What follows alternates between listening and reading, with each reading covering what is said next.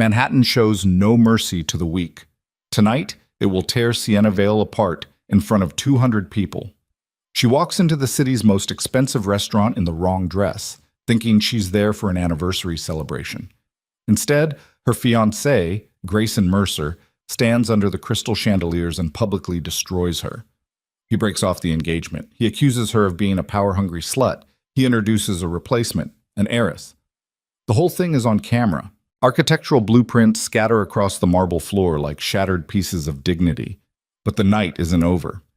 In the dark alley behind the restaurant, a black armored sedan appears beside her, and the most dangerous man in New York makes an offer, revenge, by becoming his wife. Follow my story to the end. Like and comment where you're watching from so I know how far this story has come. The rain came down like punishment. Sienna Vale stood outside Lumiere, Manhattan's most exclusive restaurant, staring at the gold-plated doors while water soaked through her dress. Wrong dress. She knew it the second she stepped out of the cab and saw the valet's faces, that flicker of pity mixed with secondhand embarrassment. The emerald silk clung to her skin, beautiful in theory, catastrophic in practice. Too bold, too cheap under these lights, too her in a world that had always demanded she be less. She should have turned around, but Grayson had texted 3 times that afternoon. Wear something special. Tonight matters. She'd assumed he meant their 2-year anniversary, maybe a promotion announcement. His political career had been accelerating, and Sienna had learned to play the part, smile at fundraisers, memorize donors' names, pretend the whispers about her scholarship kid background didn't cut deep every single time. The doorman opened the entrance without meeting her eyes. The sound hit her first. Not music, not conversation. Applause. 200 people, politicians, real estate moguls, society wives dripping in diamonds, all turning toward her like she'd walked onto a stage she didn't know existed. Crystal chandeliers burned overhead. Too bright. Too exposing. Long tables stretched across the marble ballroom, every seat filled, every face familiar from gossip columns and campaign rallies. And at the center, beneath a spotlight that seemed designed for this exact moment, stood Grayson Mercer.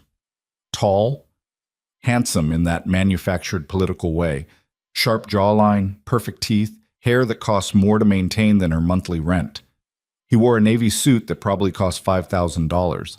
His smile didn't reach his eyes. Next to him stood a woman Sienna had never seen before, blonde, elegant, wearing a cream gown that fit like it had been sewn onto her body by craftsmen who understood the difference between expensive and expensive.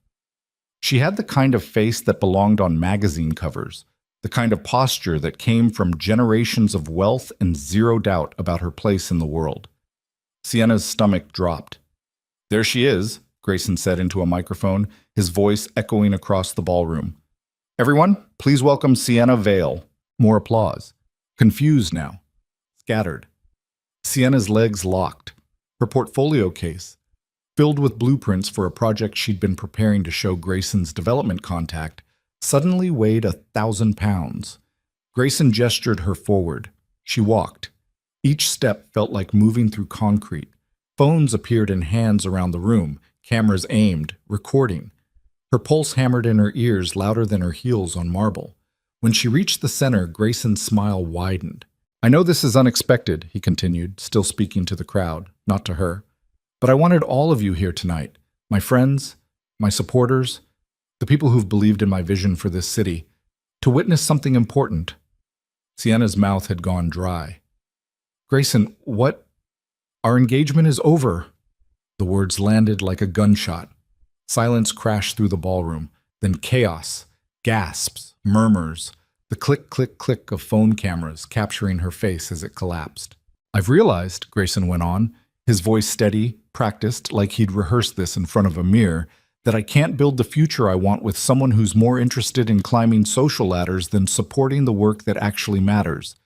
Sienna has been useful, but useful isn't enough." Her vision blurred. The chandeliers became smears of light. "I need a partner who understands legacy, family, real contribution." He turned to the blonde woman beside him, sliding an arm around her waist. "Everyone, I'd like you to meet Celeste Whitmore, my fiancée." The room erupted. Sienna couldn't hear it anymore. Her ears filled with a high-pitched ringing, drowning out everything except the sound of her own breathing. Sharp, shallow, desperate. Celeste Whitmore. Heiress to the Whitmore Group. Hotels, developments, political donations that could make or break careers. The kind of name that opened every door in Manhattan. Grayson was still talking. Something about shared values. Strategic partnership. His hand rested on Celeste's lower back with the ease of repetition. This wasn't new. How long had this been happening? Sienna's fingers went numb. The portfolio case slipped. Blueprints scattered across the marble floor. Weeks of work. Detailed drawings of adaptive reuse projects. Sketches of facades and structural systems. Spreading out like the wreckage of everything she'd been stupid enough to believe in. People stepped back as the paper slid past their designer shoes. Someone laughed. Not loud. Just a single sharp sound from somewhere in the crowd, but it cracked something inside her chest. She looked up. Met Grayson's eyes. He wasn't even looking at her anymore. He was looking at Celeste, whispering something that made her smile, playing the role of doting fiancé while Sienna stood 3 feet away, drowning in public humiliation. "You son of a bitch," her voice came out hoarse, too quiet to carry. But Grayson heard. He glanced at her, and for just a second, something cold flickered across his face. Satisfaction. He'd wanted this. Planned it. The timing, the crowd, the spectacle. All of it designed to destroy her as thoroughly as possible. "Best of luck, Sienna," he said, dismissing her with a politician's smile. "I'm sure you'll land on your feet." Then he turned away. The crowd swallowed him and Celeste, closing ranks, conversations resuming, the story already forming. Poor scholarship girl who thought she could marry into power, publicly discarded, humiliated, irrelevant. Sienna's hands were shaking so hard she couldn't control them. She bent down, started grabbing at blueprints with fingers that wouldn't work properly, smearing ink, crumpling edges. Someone's heel stepped on a corner of her best elevation drawing. Another paper slid under a table. She couldn't breathe. The room pressed in. Too many people, too many eyes, too many phones still recording her collapse. Sweat ran down her spine. Her dress clung to her skin like shame. She needed air, needed out, needed to disappear before she vomited or screamed or both. She abandoned the blueprints, pushed through the crowd, ignoring voices calling her name. Reporters probably, or worse, people she'd met at Grayson's fundraisers, people who'd smiled at her last week and would be texting about her downfall before she reached the street. The gold doors, the rain. Cold air hit her face like a slap. She ran, not gracefully. Her heels caught on wet pavement, nearly sent her sprawling. She kicked them off, left them behind, kept moving. The rain soaked through her dress in seconds, plastered her hair to her skull, washed mascara down her cheeks in black streaks. She didn't care, couldn't care, just needed distance between herself and that ballroom, that crowd, that failure. 2 blocks. 3. Her feet were bleeding, cut on glass or metal, or the 1,000 sharp things Manhattan streets hid in darkness. She didn't feel it. Everything had gone numb except the screaming in her head.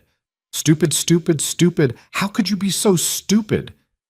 The alley appeared like a wound opening in the city. Dark. Empty. Trash bags piled against brick walls, dumpsters overflowing, the stink of rotting food and piss. She stumbled inside, collapsed against the wall, slid down until she hit concrete, and broke. Sobs tore out of her chest, ugly and raw. She pressed her hands over her mouth, trying to muffle the sound, but it kept coming. 2 years. 2 years of molding herself into what Grayson wanted, attending events she hated, smiling through comments about her background, her family, her place. And for what? To be destroyed in front of everyone who'd ever doubted she belonged? Her phone buzzed. Then again. Again. Texts flooding in. She didn't need to read them to know what they said. The video was already viral. #SiennaVale probably trending. Manhattan loved a spectacle, and she'd just given them a masterpiece. She threw the phone. It skittered across wet concrete, screen cracking against brick. Her whole body shook. From cold or shock or rage, she didn't know anymore. That was when the car appeared. No headlights, just a black sedan.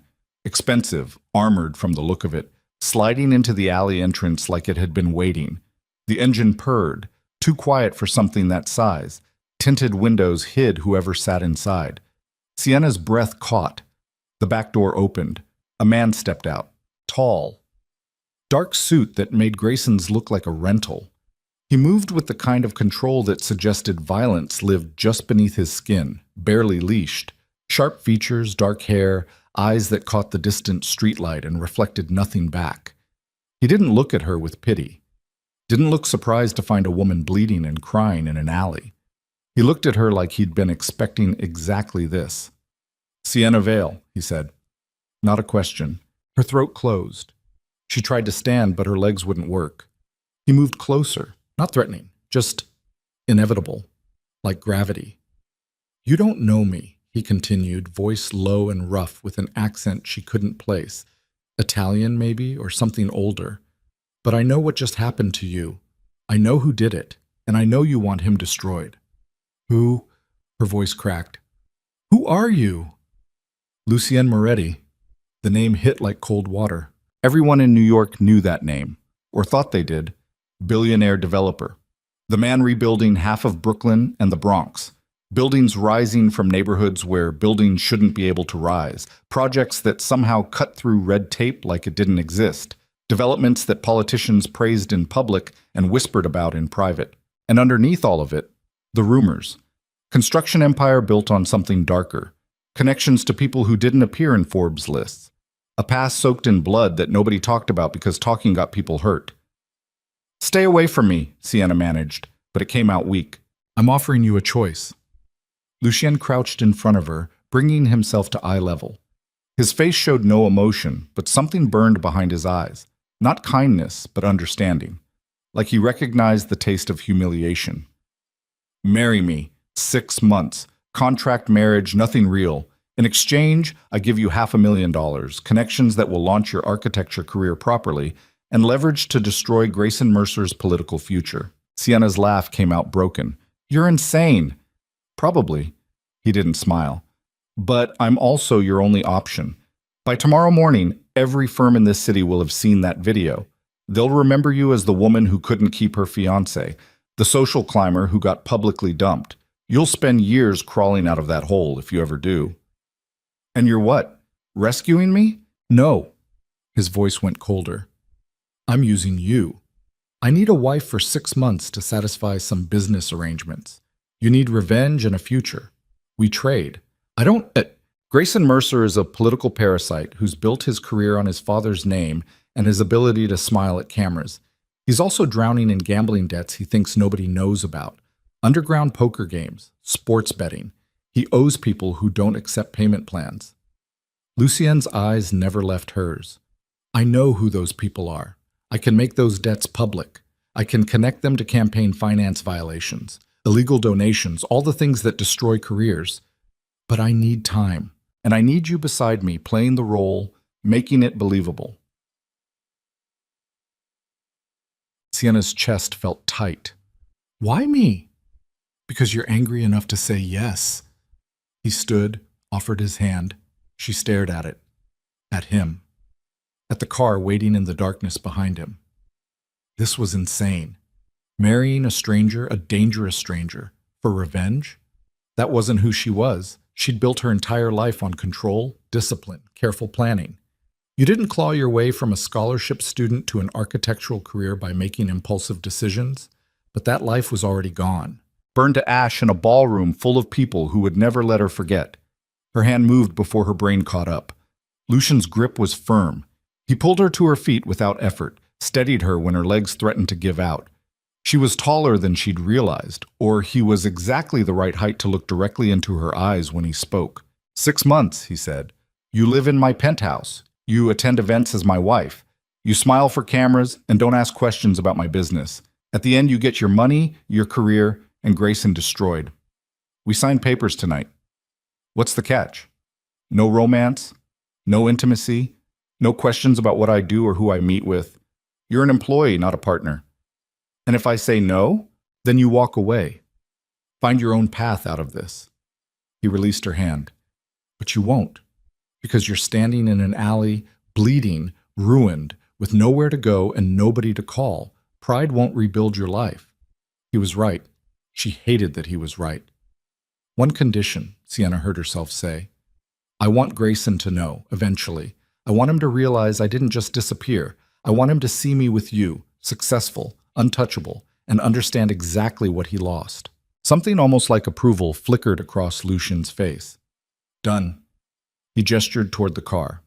Sienna looked back at the alley entrance, at the city beyond, glittering and cruel and still celebrating her destruction.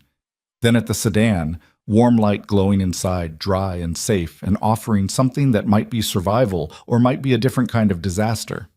She got in. The door closed behind her with a sound like finality. Leather seats, climate control that made her shiver after the rain, partition between the driver and back seat, tinted so dark she couldn't see who was steering. Lucien slid in beside her, maintaining careful distance, already pulling out his phone to type something rapid fire. The car moved. Sienna watched Manhattan slide past the windows, streets she'd walked 1,000 times, suddenly unfamiliar from this angle. From inside money and power instead of clawing toward it. There's a tablet in the side panel, Lucien said without looking up from his phone. Contracts loaded. Read it. You have until we reach my building to decide if you're staying. She found the tablet. The screen lit up, displaying page after page of legal language that probably meant her soul in 12 different ways. Marriage contract. Temporary union agreement. Duration, 6 months from date of civil ceremony. Compensation, $500,000 upon completion. Residence, shared penthouse, separate bedrooms. Public appearances, minimum 12 events as required. Confidentiality, permanent, violation subject to financial penalties. Termination clauses. Death, breach of contract, mutual agreement. Her hands trembled as she scrolled. There were provisions about media statements, social media protocols, what happened if one of them got sick or injured. Everything clinical, transactional, like drafting blueprints for a building that would only stand 6 months before demolition. What business arrangements? She asked. Excuse me? You said you need a wife for business arrangements. What arrangements? Lucien finally looked at her. That's a question. You said no questions about your business. This is about our arrangement. Same thing? Then I'm not signing. He studied her, long enough that Sienna wondered if she'd just made a catastrophic mistake. The car kept moving, but she had no idea where. For all she knew, he could dump her in a worse alley, leave her with nothing. Then he spoke. I have partners who believe unmarried men are unstable. Risky investments. They want to see commitment, family, roots. I need their cooperation for a development project that will triple my legitimate holdings in this city. He paused. Happy?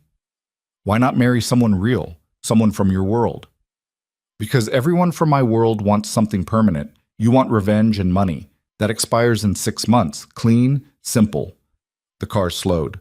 Through the window, Sienna saw a building rising like a blade of glass and steel toward the sky. Residential tower. Expensive enough that she'd only ever seen it in architectural magazines. The sedan pulled into an underground garage, past security gates that would have stopped a military convoy.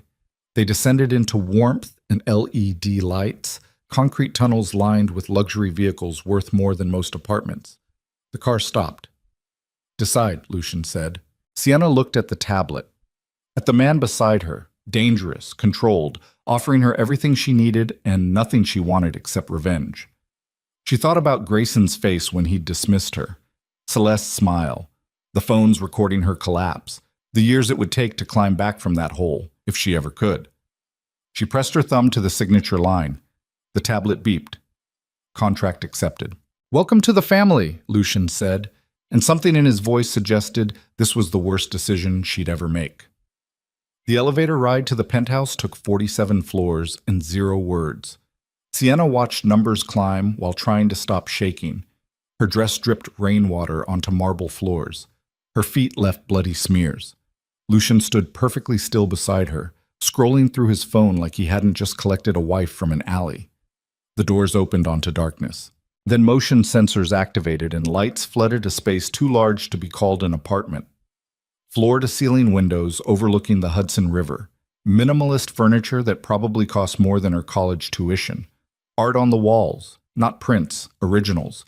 Kitchen with appliances she didn't recognize. Everything cold, clean, expensive. Your room is down that hall. Last door, Lucien said, already walking toward what she assumed was his office. Bathroom attached. Closet stocked. Security detail will brief you tomorrow morning at 7. Don't leave the building without them. Don't contact anyone from your previous life without clearing it through Valentina first. Who's... A woman appeared from the shadows near the windows. Sienna jumped. The woman didn't. She looked like Lucienne. Same dark hair, same sharp features, but feminine and somehow more dangerous. Younger, maybe mid-20s, wearing black tactical gear that suggested she'd been waiting here specifically to evaluate the new acquisition. Valentina Moretti, she said, not offering her hand. Lucienne's sister, head of security. I run background on everyone who enters this building, and yours is interesting. Define interesting. Scholarship student, NYU Architecture Program. Graduated top 5% despite working 3 jobs. No criminal record. No debt except student loans you've been paying down aggressively. 1 speeding ticket in New Jersey. Social media presence that's about to explode. Valentina's smile had edges. You're either very smart or very desperate. Haven't decided which. Both, Sienna said. Valentina's expression shifted. Not quite approval, but close. Good. Desperate and stupid gets you killed in this world. Desperate and smart might get you through 6 months. Is that a threat? That's reality. You just signed a contract with a man most of this city fears. That makes you either protected or a target, depending on how you play this. Lucienne cut in. She's protected. Make that clear to everyone. Already done. Valentina moved closer to Sienna, circling like a predator evaluating prey. But protected doesn't mean safe. You'll have a security detail everywhere you go. Bullet-resistant car. Panic button that connects directly to our response team. And rules. So many rules. I can handle rules? Can you handle armed men following you to the bathroom? Checking your food before you eat it? Screening every person you talk to? Having your entire life monitored because one mistake could start a war? Sienna's stomach turned. War? My brother has enemies. You're his wife now. That means you're leverage. Valentina stopped directly in front of her. So here's the deal. You do exactly what I say regarding security, or I pull you from public events and lock you in this building until the contract expires. Understood? I'm not a prisoner. No, you're an asset. There's a difference. Lucien's voice carried from across the room. Valentina, enough. His sister backed off, but her eyes stayed on Sienna. Welcome to the family. Try not to die. She left through a door Sienna hadn't noticed, disappearing like she'd never been there. The silence that followed felt heavier than the rain. Sienna turned to find Lucien watching her from his position near the office. He'd removed his jacket, loosened his tie, small concessions to comfort that made him look marginally less like a weapon in human form. You should rest, he said. Tomorrow starts early. What happens tomorrow? We get married. Civil ceremony, courthouse, minimal witnesses. Then we announce it. Announce to who? Everyone. He pulled out his phone, showed her a prepared press release already drafted. Billionaire developer Lucien Moretti weds rising architect Sienna Vale in surprise ceremony. Below it, photos of her, professional shots she'd had taken last year for her portfolio website, now repurposed. This goes out tomorrow afternoon. By evening, every news outlet in New York will be running the story. By midnight, Grayson Mercer will know exactly who you married. Sienna's chest tightened. That fast? Revenge doesn't wait. She stared at the press release, at her own face smiling back at her from a photograph taken when she'd still believed in futures and promises. Now that face would be everywhere, attached to a man she'd met an hour ago in an alley. What if I can't do this? She asked quietly. Lucien's expression didn't change. Then you've already lost.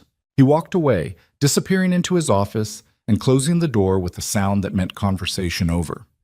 Sienna stood alone in the massive penthouse, dripping rainwater onto floors that probably cost more per square foot than her entire apartment. Through the windows, Manhattan glittered like broken glass, beautiful and sharp and completely indifferent to her survival. Her phone. She'd left it in the alley.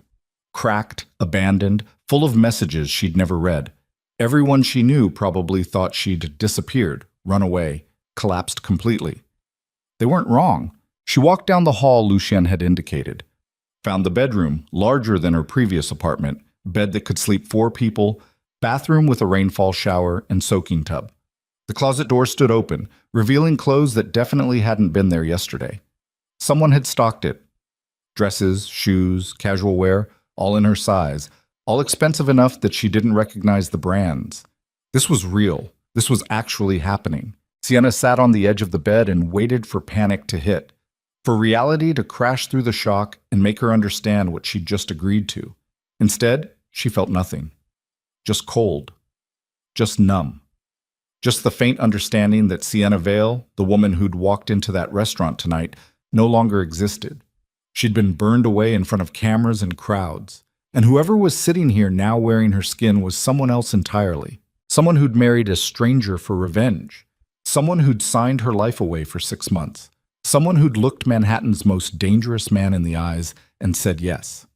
She stood, stripped off the ruined dress, let it fall to the floor like a corpse, stepped into the shower and let scalding water pour over her until her skin turned red and her feet stopped bleeding and the last traces of who she used to be washed down the drain.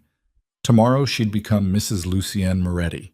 Tonight she mourned the fool who'd believed in love. The courthouse ceremony took 11 minutes. Sienna wore a white dress that Valentina had delivered to her room at dawn.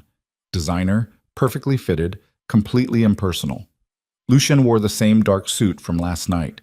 2 witnesses appeared, men she didn't recognize, hard-faced and silent, and a judge who spoke too fast, like she'd done this 1,000 times and didn't care about number 1001. Do you take this man? I do. Do you take this woman? I do. By the power vested in me, done. Married. Lucien slid a ring onto her finger, platinum band with a single black diamond that probably cost more than her student loans. She didn't have one for him. Nobody had mentioned that part. They signed papers, official documents that made this legal, binding, real. Then they left through a back entrance where a car waited, and Sienna officially became someone else. The press release went out at 2 p.m.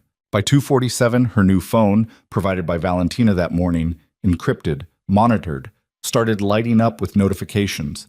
News alerts, social media explosions. Her name trending alongside Lucien. It's photos of them leaving the courthouse somehow already online despite the private exit.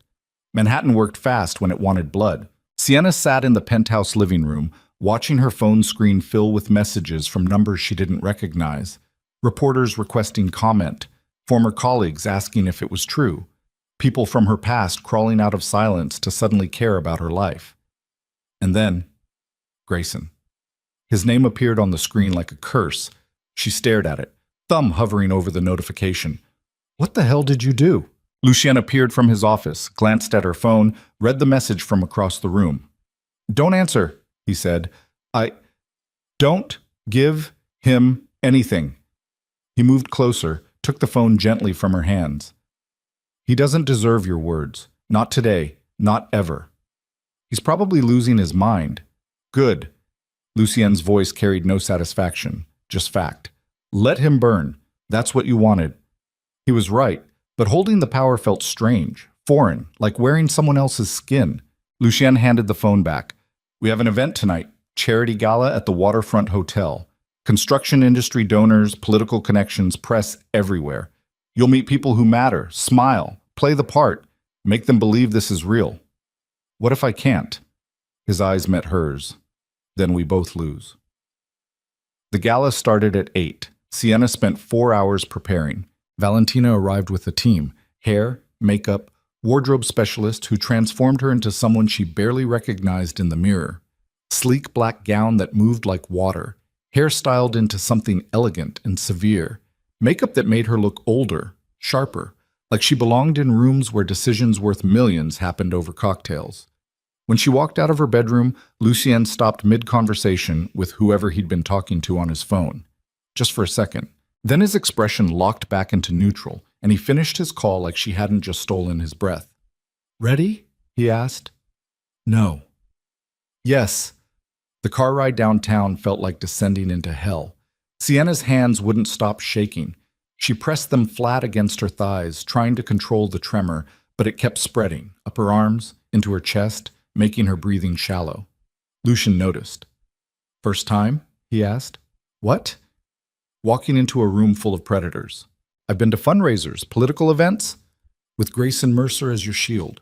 Tonight you're the target." He shifted slightly, and his hand covered hers, not gentle, just firm, grounding. "They're going to test you. Questions designed to make you stumble. References to things you don't understand. Jokes at your expense disguised as compliments. Your job is simple. Don't react.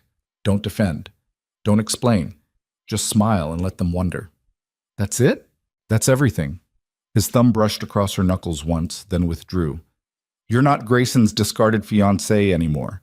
You're Lucien Moretti's wife. That carries weight most of them can't imagine. Use it." The car pulled up to the hotel entrance. Flash photography erupted like gunfire. Reporters pressed against barriers, shouting questions that blurred together into noise. Cameras tracked their movement as Lucien stepped out first, then offered his hand to help her exit. The crowd's volume doubled when they saw her. Sienna's vision swam, but Lucien's hand stayed firm in hers, pulling her forward through the chaos toward the hotel entrance where security kept the worst of the press at bay.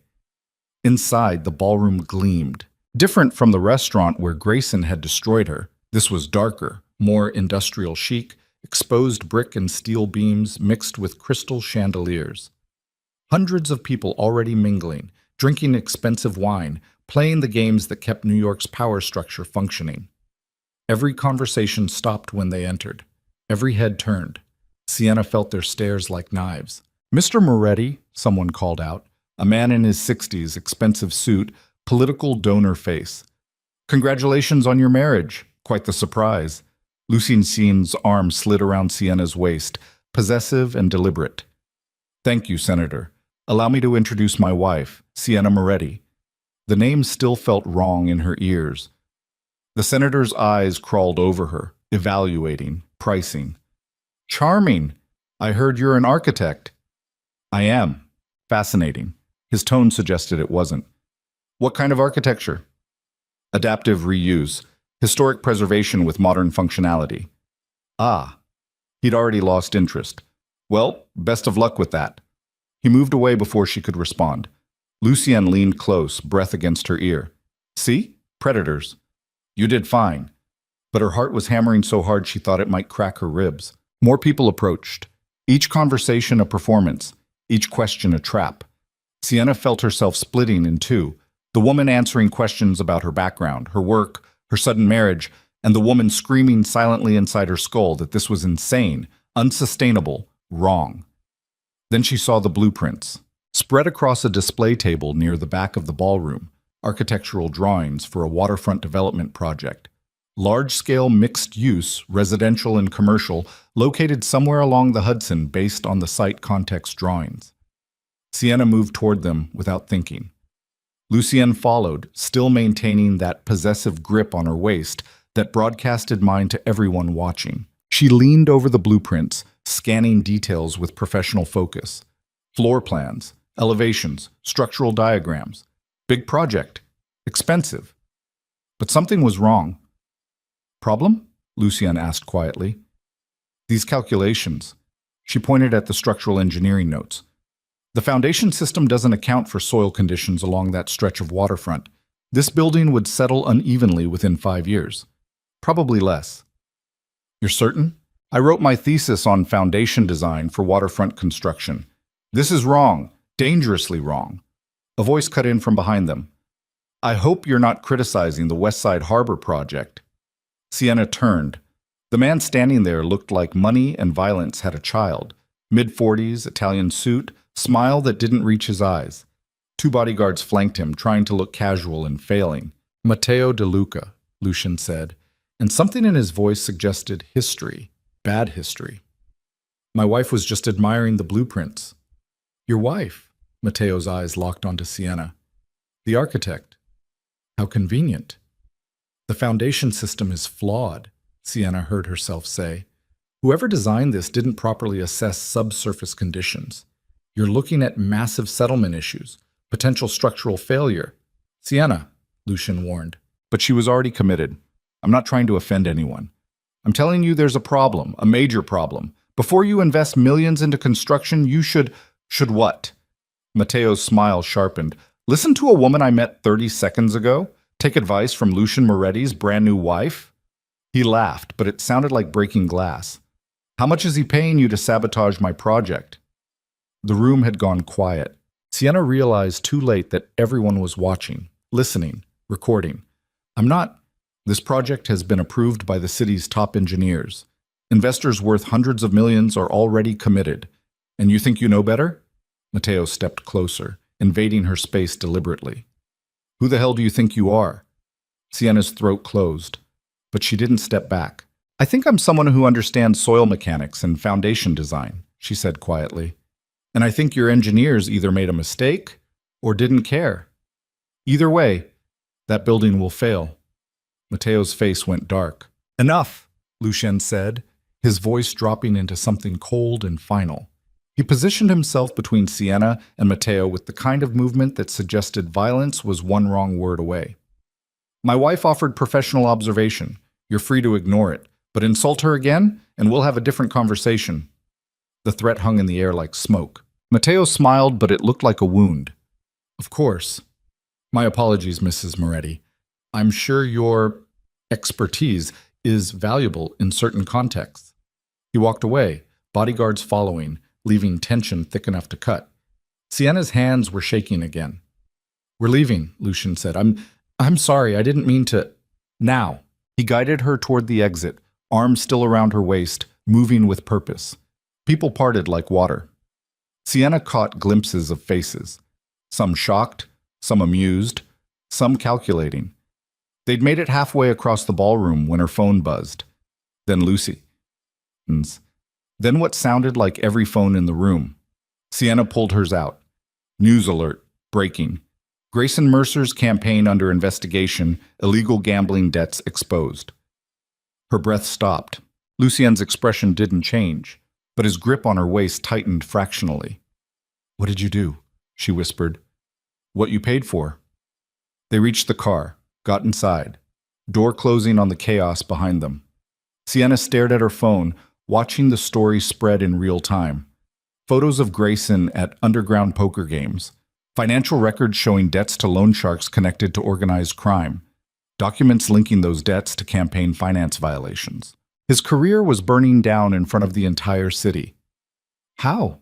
She asked. I told you, I know people. You did this in 24 hours? I did this in 3 hours. I've known about his debts for months. Just needed the right moment to deploy it. Lucien finally looked at her. Revenge doesn't wait, remember? Sienna should have felt satisfied, victorious. Instead, she felt hollow. Matteo De Luca, she said, changing the subject. Who is he? Lucien's jaw tightened. Someone I used to work with, before I went legitimate. What kind of work? The kind that doesn't show up on tax returns. He looked at me like I was a threat. You are. You just cost him potential investors by exposing the foundation flaw. People who were at that gala will mention it to their engineers. Questions will be asked. The project might collapse before ground breaks. Lucien's eyes met hers. That was incredibly stupid and incredibly impressive. Which part? Calling out a crime boss in front of 200 witnesses. He's... What? Matteo De Luca runs half the construction corruption in this city. Unions, permits, inspections. He controls the machinery that makes buildings happen, and you just challenged him publicly. Lucien's expression went dark. Which means he's going to want to hurt you, badly. Which means security around you triples starting tomorrow. Sienna's stomach dropped. I didn't know. I know, but it doesn't matter. What matters is you're in danger now, real danger. And I can't protect you if you don't follow every single security protocol Valentina sets. I'll swear it. I swear. The car climbed through Manhattan toward the penthouse. Sienna watched the city slide past, trying to process everything that had just happened. Grayson destroyed. Matteo threatened. Her own survival suddenly depended on armed guards and bullet-resistant cars. 24 hours ago, she'd been wearing the wrong dress to an anniversary dinner. Now she was married to a dangerous man, embroiled in conflicts she didn't understand, playing a role she hadn't prepared for. When they reached the penthouse, Lucian headed straight to his office without another word. Sienna stood in the living room, still wearing the black gown, still trembling from adrenaline that wouldn't fade. Valentina appeared from nowhere. "Saw the news about the gala," she said. "You picked a fight with Matteo De Luca?" "I didn't know who he was." "Now you do. And now he knows who you are." Valentina pulled out a tablet, started typing rapidly. "Security detail increases to 4 guards minimum. No public appearances without advance notice. No." "Wait," Sienna's voice cracked. "What's happening? What did I actually do?" Valentina stopped, looked at her with something that might have been sympathy. "You became interesting," she said. "In this world, that's the most dangerous thing you can be." Somewhere in the building, a phone rang. Valentina answered it, listened, her expression going dark. She hung up. "What?" Sienna asked. "Construction site? One of Lucien's developments in Brooklyn. Someone just detonated explosives in the foundation." Valentina's eyes locked onto hers. "This is Matteo. He's sending a message." "What message?" Valentina's smile had no warmth. "That the war just started. The explosion had taken out 3 floors of foundation work." Sienna stood at the edge of the construction site, watching smoke curl into the dawn sky while Lucien spoke in rapid Italian to someone on his phone. The air tasted like concrete dust and burned electrical wiring. Police tape cordoned off the perimeter, but somehow Lucien's people had gotten them past the barriers, close enough to see the damage. Twisted rebar jutted from rubble like broken bones. What should have been a residential tower's foundation now looked like a war zone. Millions of dollars in structural work reduced to wreckage overnight. "Nobody was hurt," Valentina said beside her, voice flat. Site was empty. This wasn't about casualties. Then what was it about? Sending a message. Matteo wants Lucien to know he can reach inside his operations whenever he wants. Sienna pulled her coat tighter against the November cold. They'd driven here at 4 in the morning after Valentina received the call. No time to process. No time to think. Just thrown into a car and brought to see what her words at the gala had caused. "This is my fault," she said quietly. "No." Valentina's tone allowed no argument. "This is Matteo being Matteo. You just gave him an excuse to do what he's been planning anyway." Lucian finished his call and walked toward them, face carved from stone. "Forensics confirmed C4. Professional placement. Whoever did this knew exactly where to hit for maximum structural damage, with minimal evidence." "Matteo's demolition crew," Valentina said. "Obviously." Lucian's eyes swept the destruction without emotion, like he was calculating losses in a language Sienna didn't speak. "How much to rebuild?" 3 million. 4 if we want to accelerate timeline." "Do it. I want crews here by noon." "Lucien," Sienna started. "Not now." His voice cut like steel. He walked past her toward the site trailer where engineers were already gathering, leaving her standing in the cold with Valentina and the taste of guilt thick in her throat. "He's not angry at you," Valentina said, reading her expression. "Could have fooled me. He's angry at himself. For bringing you into this. For thinking he could keep you separate from the violence." She turned to face Sienna fully. "My brother spent 5 years building walls between his legitimate business and his past. You've been his wife for 48 hours, and those walls are already crumbling. I didn't ask for this. No, you asked for revenge. This is what it costs." A black SUV pulled up to the site entrance. 2 men got out, not construction workers. They moved with the same predator grace as Lucien's security team, but their suits were different.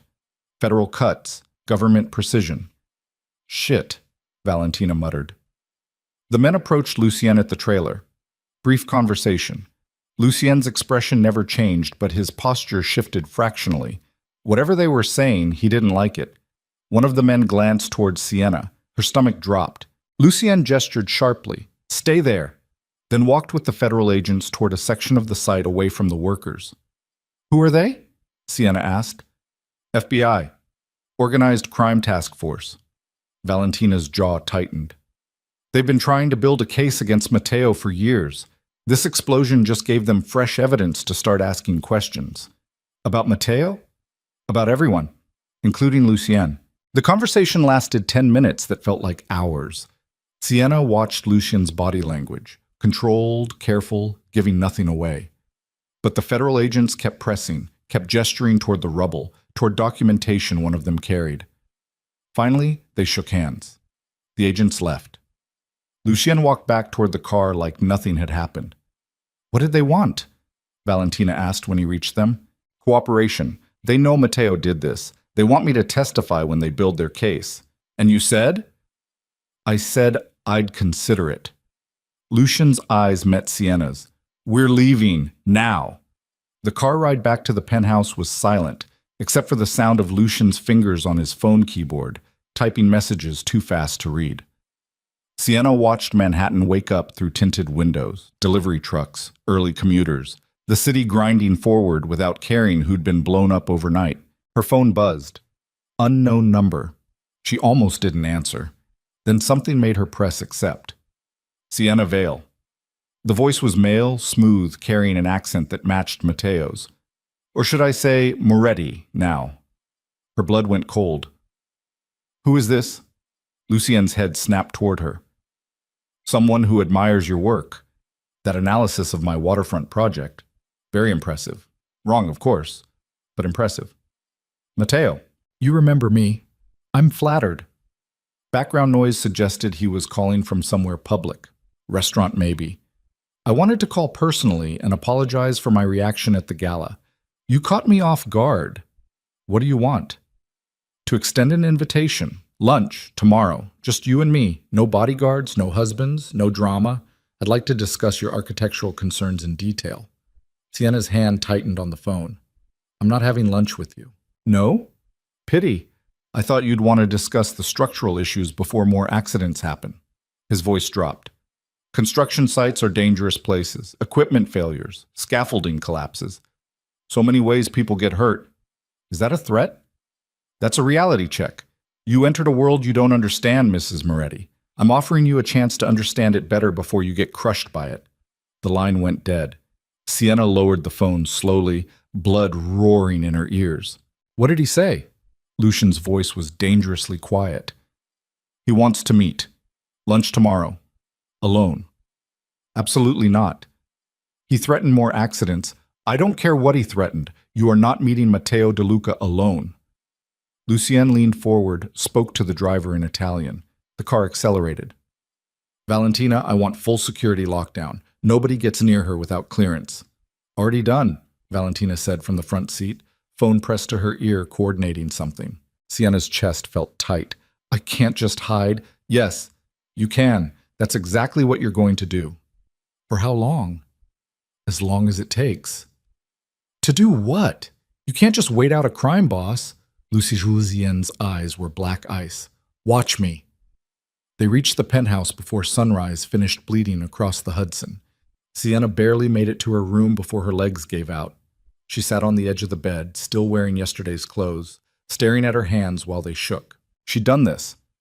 Called out Matteo De Luca in front of investors and witnesses, cost him money and reputation, painted a target on herself and Lucien, and everyone connected to them.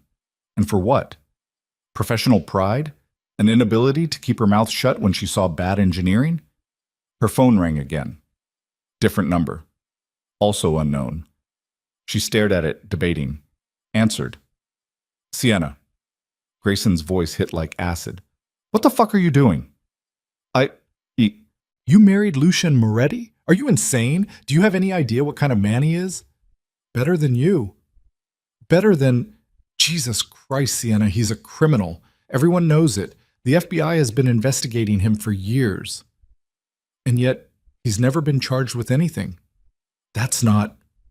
Grayson's voice cracked. Is this about me? About the engagement? Because if you did this to get back at me, not everything is about you, Grayson. The hell it isn't. 3 days ago, you were crying in that restaurant. Now you're married to the most dangerous man in New York? That's not moving on. That's self-destruction. Sienna laughed, sharp and bitter. You're one to talk about self-destruction. How's the campaign going? Oh, wait, it's over, isn't it? All those gambling debts finally caught up. Silence. Then, that was him. Lucian destroyed my career. You destroyed your own career. He just made sure everyone knew about it. I loved you. You loved how I made you look. Rising political star with the self-made fiancé. Good optics. But the second Celeste Whitmore came along with her family connections and trust fund, I became disposable. That's not... Don't lie to me, Grayson. Not anymore. You humiliated me in front of 200 people because it was politically convenient. You wanted to trade up, and you wanted everyone to watch me fall. Well, congratulations. You got your spectacle, and I got my revenge. She hung up before he could respond. Her hands were shaking worse now, whole body trembling with rage or fear, or the terrible understanding that she'd just burned every bridge to her old life without knowing if the new one would hold. A knock on her door. Come in, she said without thinking. Lucian entered, still wearing the same clothes from the construction site. Concrete dust on his shoulders. Exhaustion carved into his features. Valentina told me you got another call, he said. Grayson, checking in to make sure I'm destroying my life properly. Are you? The question hung between them. Sienna met his eyes. I don't know anymore. Lucien moved further into the room, stopped a few feet away, close enough that she could see the tension in his jaw, the way his hands flexed like he wanted to hit something but couldn't find a target. I'm sorry, he said. She blinked. For what? Bringing you into this? I thought I could keep you separate. Use the marriage as a business tool without exposing you to the violence. I was wrong. You gave me a choice. I gave you a choice when you were broken and desperate. That's not really a choice. I'm not some victim you rescued. No, you're a weapon I'm not qualified to handle. He rubbed his face, and for the first time since she'd met him, he looked genuinely uncertain. You challenged Matteo without fear because you didn't know you should be afraid. That kind of courage in this world gets people killed. Then teach me. What? Teach me how to survive here, the rules, the dangers, who to fear, and who to challenge. Sienna stood, closing the distance between them. You wanted a wife who could play the part convincingly. Fine. Make me convincing. Stop treating me like glass that's going to shatter. Lucien stared at her. You have no idea what you're asking. Then explain it to me. The world I come from doesn't have explanations. It has bodies and survivors. You survive by being smart enough to know when to hide and when to strike, by understanding that loyalty means nothing and power means everything, by accepting that everyone you love becomes a target. Everyone you loved, Sienna said quietly. Your first wife. His expression went completely blank. Valentina mentioned her, said she was murdered because she loved you. Valentina talks too much. Was she? Lucien turned away, walked to the window overlooking the Hudson. Dawn light cut across his profile, making him look carved from shadow. Her name was Isabella. We married when I was 23, before the empire, before the reputation, back when I still believed love was stronger than violence. He stopped. Sienna waited. She was an artist, painted murals across Brooklyn, beautiful, chaotic, completely fearless. His voice went quieter. A rival, someone who wanted my territory, kidnapped her, held her for 3 days, sent me pieces of her paintings as proof they had her. I paid the ransom, got her back alive. Then how, she left me, said she couldn't live with the fear, couldn't wake up every day wondering if today was the day someone would use her to hurt me. He pressed his palm against the glass. I let her go. Thought she'd be safer away from me. 2 months later, she was crossing a street in Manhattan when a car mounted the sidewalk and killed her. Driver was never found. Sienna's chest tightened. It wasn't an accident, Lucien continued. It was a message. That even if she left, even if we weren't together anymore, she was still connected to me, still a target. And I couldn't protect her because I'd let her walk away. That wasn't your fault. Wasn't it? He turned to face her. I built an empire on violence and thought I could keep the people I loved separate from it. I was wrong then. I'm probably wrong now. I'm not Isabella. No, you're worse. Because Isabella knew what she was getting into. She grew up around this world. You're walking blind into dangers you can't even recognize. Sienna moved closer until she stood directly in front of him. Then open my eyes. Lucian looked at her like she was a bomb he didn't know how to defuse. Then he kissed her. Hard. Sudden. Nothing romantic about it, just raw need and frustration and fear translated into physical contact. His hand came up to cup the back of her neck, fingers tangling in her hair, holding her in place while his mouth claimed hers with an intensity that stole her breath. Sienna froze for half a second, then kissed him back just as hard. Her hands fisted in his shirt, pulling him closer, needing the contact to anchor her against the chaos spinning through her head. This wasn't supposed to happen. Contract marriage, no romance, no intimacy, rules they'd agreed to, rules that were currently burning to ash. Lucian pulled back abruptly, breathing hard. That was a mistake, Sienna finished, but her voice shook. Yes. We have a contract. I know. No romance. No. I know what we agreed to. He stepped back, putting distance between them like it physically hurt. It won't happen again. Lucien, get some sleep. We have another event tomorrow night. You need to be ready. He left without looking back. Sienna stood alone in her bedroom, lips still burning from the kiss, entire body shaking with adrenaline and want, and the terrible understanding that their careful boundaries had just shattered. This was supposed to be simple. Revenge. Money. 6 months. Instead, it was becoming something else entirely. Something that could destroy them both. The event was a gallery opening in Chelsea. Modern art mixed with political fundraising, the kind of event where Manhattan's elite pretended to care about culture while actually caring about connections. Sienna wore a red dress that Valentina had selected, something bold and unapologetic that made heads turn when they entered. Lucian kept his distance, not obviously. To anyone watching, they looked like a married couple, his hand occasionally at her lower back, guiding her through crowds, introducing her to investors and developers and people whose names she'd only seen in headlines. But the warmth from that morning was gone, replaced by professional courtesy and careful space. Sienna hated it, hated how much she wanted him to touch her again, hated that a single kiss had rewired something in her brain. This wasn't the deal. She was supposed to use him for revenge, take her money, walk away clean, not develop feelings. Definitely not develop feelings for a man who'd warned her explicitly that everyone he loved ended up dead. Mrs. Moretti. A woman's voice cut through her thoughts. Sienna turned to find Celeste Whitmore standing there, champagne glass in hand, smile sharp as broken glass. Her stomach dropped. Celeste looked perfect. Cream pantsuit, hair styled in effortless waves, the kind of beauty that came from money and genetics working in harmony. She tilted her head, examining Sienna like an interesting insect.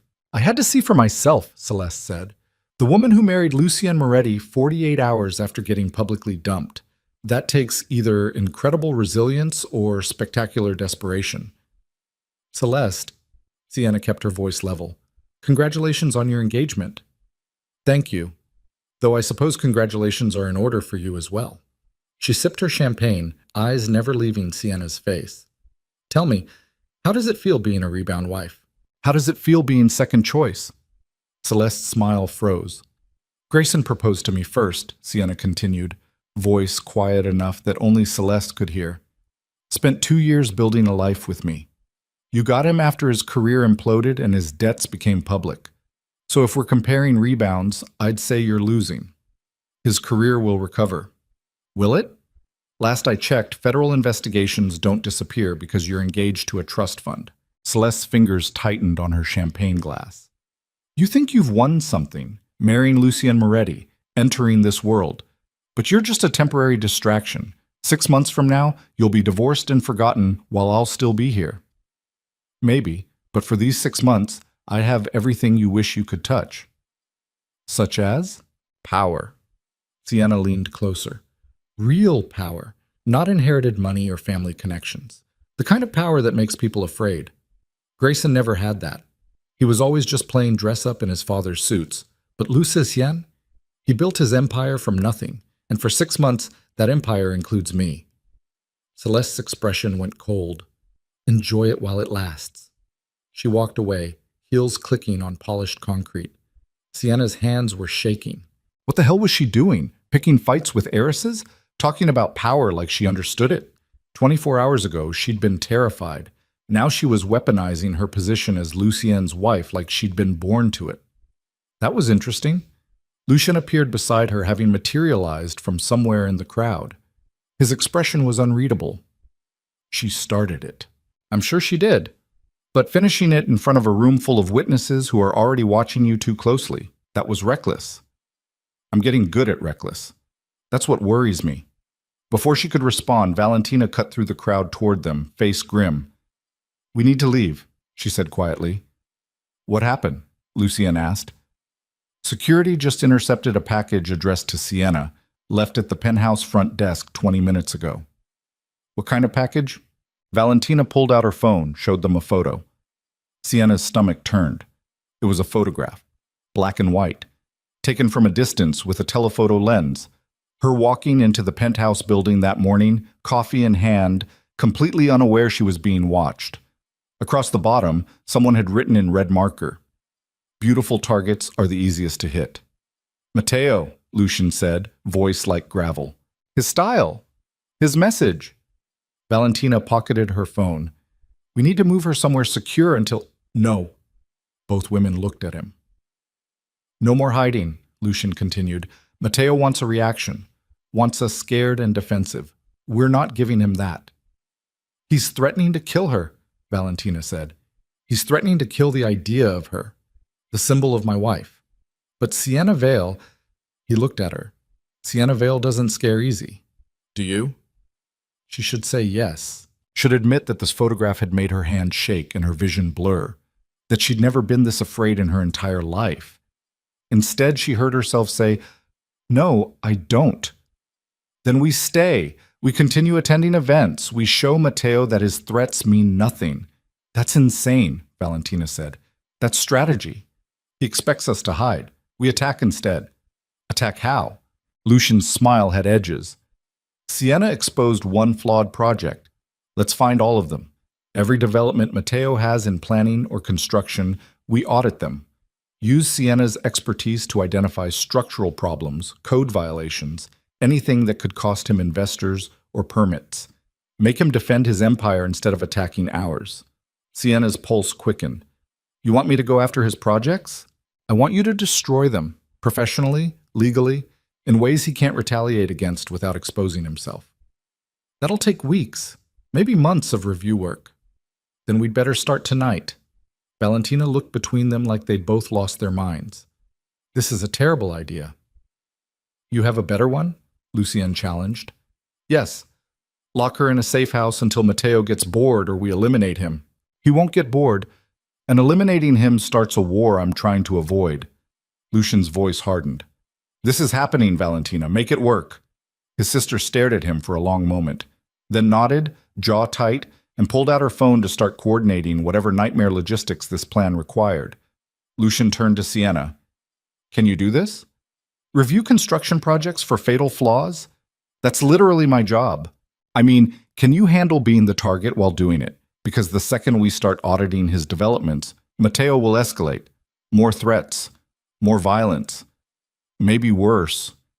Sienna thought about the photograph, about Grayson's humiliation, about every person who'd ever told her she didn't belong in rooms where decisions worth millions got made. I can handle it, she said. You're certain? Are you? Something flickered in his eyes, respect maybe, or fear, or both tangled together. No, he admitted, but I'm out of better options. They left the gallery 10 minutes later, Sienna's red dress drawing eyes as they cut through the crowd toward the exit. Outside, the SUV waited with 4 security guards instead of the usual 2. The drive back to the penthouse felt like moving through a war zone. Every car a potential threat, every shadow-hiding danger she couldn't name. When they reached the penthouse, Lucien disappeared into his office. Sienna followed. We need to talk, she said, closing the door behind her. He looked up from his desk where blueprints and development documents already covered every surface. About what? This morning. The kiss. I said it was a mistake. Was it? Lucien's jaw tightened. Yes. You're lying. Sienna, you felt what I felt. That wasn't a mistake. That was inevitable. She moved closer to his desk. We've been circling each other since the alley, pretending this is just business, just a contract. But it stopped being that the second you kissed me. It has to stay business. That's the only way this works. Why? Because everyone I've ever cared about ends up dead. His voice cracked through the office. Isabella died because she loved me. My parents died in retaliation for deals my father made. Even Valentina, she's only alive because she's more dangerous than the people who'd want to kill her. Love is a weakness in my world, Sienna, and I can't afford weaknesses. So what, you're going to spend 6 months pretending you don't want me? If that's what it takes to keep you alive, yes. Sienna laughed, bitter and sharp. You really think distance will protect me? Matteo already sent a death threat. I'm already a target. Your feelings don't change that. They make it worse. How? Because if he realizes I actually care about you, if anyone realizes you're more than a contract wife, then you become the ultimate leverage. The one thing they can use to destroy me completely. Lucian stood, circling the desk until he faced her directly. I can protect an asset. I can't protect someone I love. The word hung between them. Love. He'd said it without meaning to, and now it couldn't be taken back. Sienna's breath caught. You love me? He stopped, closed his eyes. I don't know what I feel, but it's more than I should, more than I can afford. That's not an answer. It's the only one I have. They stood inches apart, the air between them electric with want and fear and all the things they couldn't say. Sienna reached up, cupped his face with one hand. Lucien's eyes open, dark and desperate. I'm already in danger, she said quietly. Your love or lack of it doesn't change that. So stop pretending distance will save me. It won't. The only thing that might is if we stop lying to each other about what this is becoming. And what is it becoming? Something real. He pulled her hand away from his face but held it between them. Real gets people killed. So does fake. At least with real, I'd die knowing you gave a damn. Lucian's grip tightened on her hand. For a moment she thought he might kiss her again, might stop fighting whatever was building between them and just surrender to it. Instead, he let go. Get some rest, he said, voice hollow. Tomorrow we start auditing Matteo's projects. You'll need your focus. He turned back to his desk, effectively dismissing her. Sienna stood there for another moment, chest aching with words she couldn't force past her throat. Then she left. The hallway back to her room stretched like a prison corridor. She made it halfway before her legs gave out, pressed her back against the wall, slid down to the floor, and finally let herself feel everything she'd been holding back. Terror, rage, want, grief for a life she'd lost and a future she couldn't predict.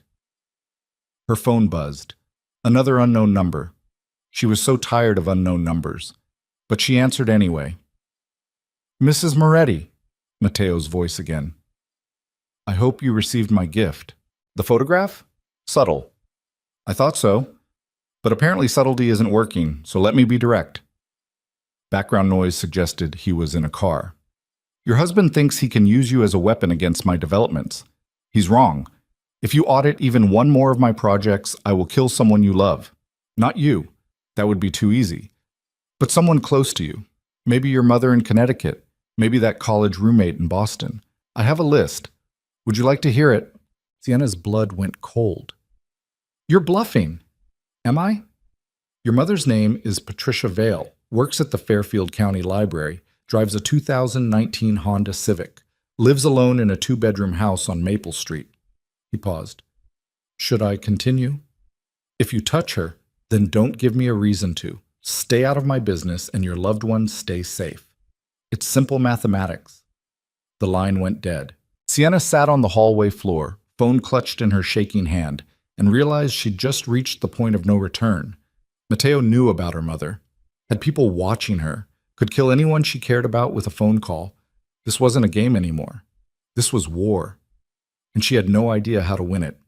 She stood on unsteady legs, walked to Lucian's office, opened the door without knocking. He looked up, saw her face, and immediately moved toward her. What happened?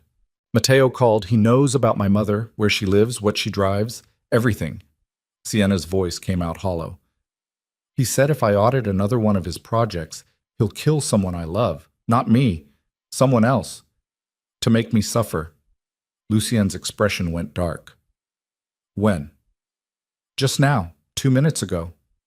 He pulled out his phone, started typing rapidly. Valentina, I need security on Patricia Vale in Connecticut. Immediately. Full protection detail, relocated to a secure location tonight. Valentina's voice crackled through speakerphone. What level threat? Imminent. Mateo just made direct threats against her life. Understood. I'll have a team there within the hour. Lucien hung up, focused back on Sienna. Your mother will be safe. I promise. How can you promise that? He knows where she is, probably has people watching her right now. Because I'm better at this than he is. Lucien's voice carried absolute certainty. Mateo makes loud threats. I make quiet protections. Your mother will disappear into a security network he can't penetrate. She'll be untouchable. For how long? As long as necessary. Sienna's chest felt tight. This is escalating too fast. The explosion, the photograph, now threats against my family. Where does it end? It ends when one of us breaks. And if I break first? Lucien moved closer, close enough that she could see the exhaustion in his eyes, the weight of violence he carried like armor. You won't. How do you know? Because you're still standing here instead of running. Because you got into my car in that alley when any sane person would have walked away. Because you challenged Matteo De Luca in a room full of witnesses without knowing you should be terrified. His hand came up, almost touched her face, then dropped. You don't break easily, Sienna. That's what makes you dangerous, and that's what's going to keep you alive. She wanted to believe him, wanted to trust that his protection was enough, that Valentina's security networks were impenetrable, that her mother would be safe. But belief was a luxury she couldn't afford anymore. I need to call her, Sienna said. Warn her. No, that tips Mateo off that we know about the threat. Let Valentina's team extract her quietly. By the time Mateo realizes she's gone, she'll be in a secure location he can't find. She'll be terrified. She'll be alive. The logic was sound, but it still felt like abandoning her mother to violence Sienna had brought into both their lives. Her phone buzzed again. Grayson this time. She almost didn't answer. Then thought, what else could possibly go wrong tonight? What? She said when she accepted the call. I need to meet with you. Grayson's voice sounded strained, frightened. Tomorrow. Alone. It's important. I'm not meeting you alone. Sienna, please, He stopped, sound of traffic in the background. I made a mistake, a bad one, and I need your help. My help? You destroyed me in front of 200 people and now you want help? I know I don't deserve it, but I'm desperate and you're the only person who might understand. Understand what? I can't say over the phone. Just, please, meet me tomorrow. 1 hour. Public place. I swear it's not a trick. Sienna looked at Lucien, who was watching her with an expression that suggested he could hear both sides of the conversation. What kind of mistake? She asked Grayson. The kind that gets people killed. He hung up. Sienna lowered her phone slowly. Don't, Lucien said. Don't what? Whatever you're thinking, don't meet him. Don't get involved. Don't let him pull you back into his chaos. He sounded scared. He should be. His career is destroyed. His debts are public. He's probably being threatened by the same people he owes money to. Lucien's voice hardened. That's not your problem. He said it's the kind of mistake that gets people killed. Then he should have thought about that before making it. Lucien. No. He stepped closer, and for the first time since she'd met him, she saw genuine fear in his eyes. You're not meeting Grayson Mercer. You're already a target for Mateo. I'm not letting you become one for whoever's threatening Grayson, too. What if it's connected? What if Mateo is threatening both of us? Then Grayson made his own bed with those gambling debts. Let him lie in it. Sienna's jaw tightened. That's cold. That's survival. You want to save everyone? Fine. But you can't save them all. Choose who matters and protect them ruthlessly. Everyone else is collateral damage. Is that what I am? Collateral damage you're trying to minimize? He stopped. Ran a hand through his hair in frustration. You're the only person in this entire mess I'm trying to save. Don't make that impossible by throwing yourself at every threat that calls your phone. They stared at each other. The air between them felt combustible. I'm meeting him, Sienna said quietly. The hell you are. Not alone. With security. In public. But I'm meeting him. Because if there's even a chance this connects to Mateo, if Grayson knows something that could help us, then I need to hear it. Lucienne's expression went flat. This is a mistake. Then add it to the list. She walked out before he could argue further. Back in her room, Sienna sat on the edge of the bed and tried to slow her racing heart. Everything was spiraling. Mateo's threats, her mother in danger, Grayson's mysterious call, the kiss that had broken their careful boundaries, Lucienne's confession that he might love her too much, too fast. She was 28 years old and drowning in violence she didn't understand, making decisions that could get people killed, playing a role she hadn't prepared for.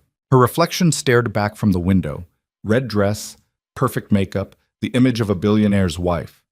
But underneath, she was still just Sienna Vale, scholarship student who'd believed hard work and talent were enough, who'd thought love meant forever, who'd never imagined that 3 days after getting publicly humiliated, she'd be married to a crime lord, targeted by his enemies, and falling for a man who'd warned her that love was a death sentence. Her phone buzzed one more time. Text from an unknown number, just 4 words. TikTok, Mrs. Moretti. Mateo, reminding her that he was watching, waiting, ready to strike the moment she made a mistake.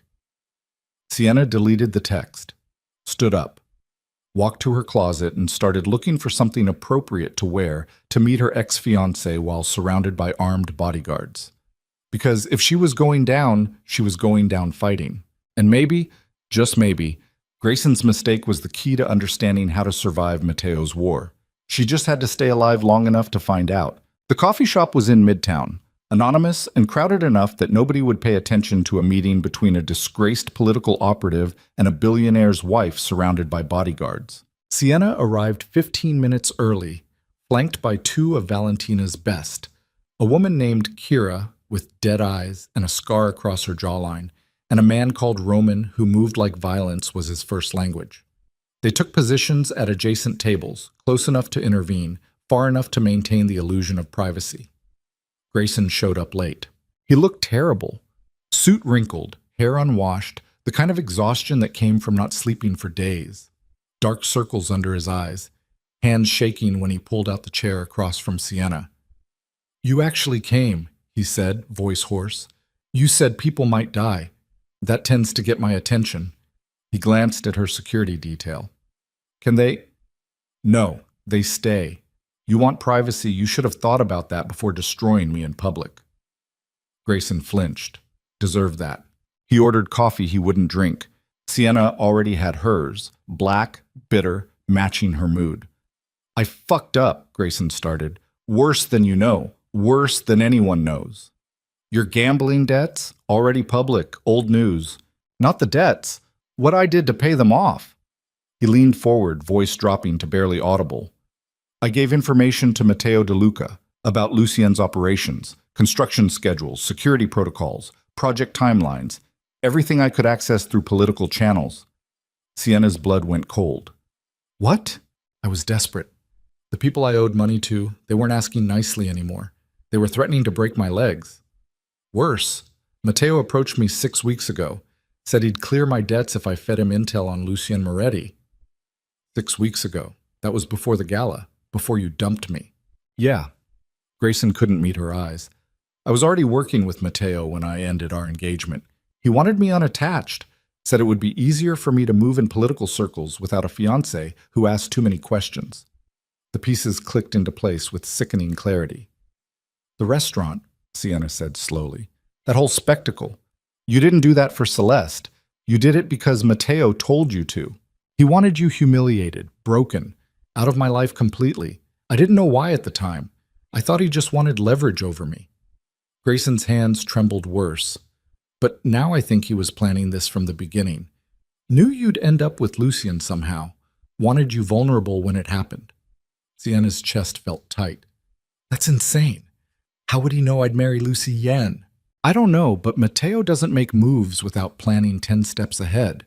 He knew something." Grayson finally looked at her.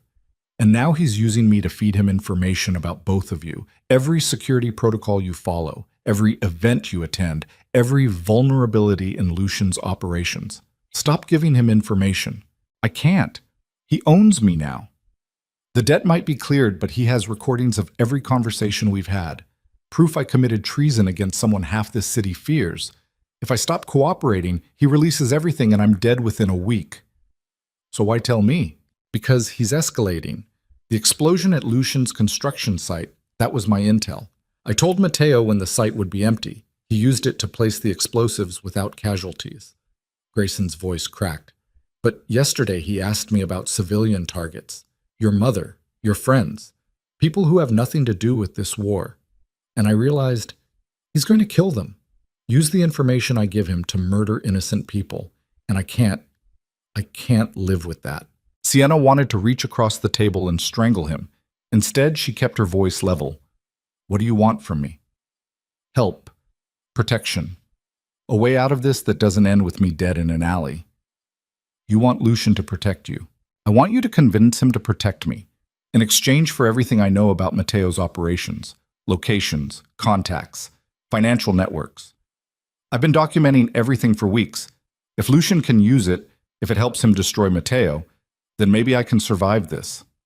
Sienna stared at the man she'd almost married, the man who'd publicly destroyed her to satisfy a crime boss's demands, who'd been feeding information to their enemy while pretending to be a victim.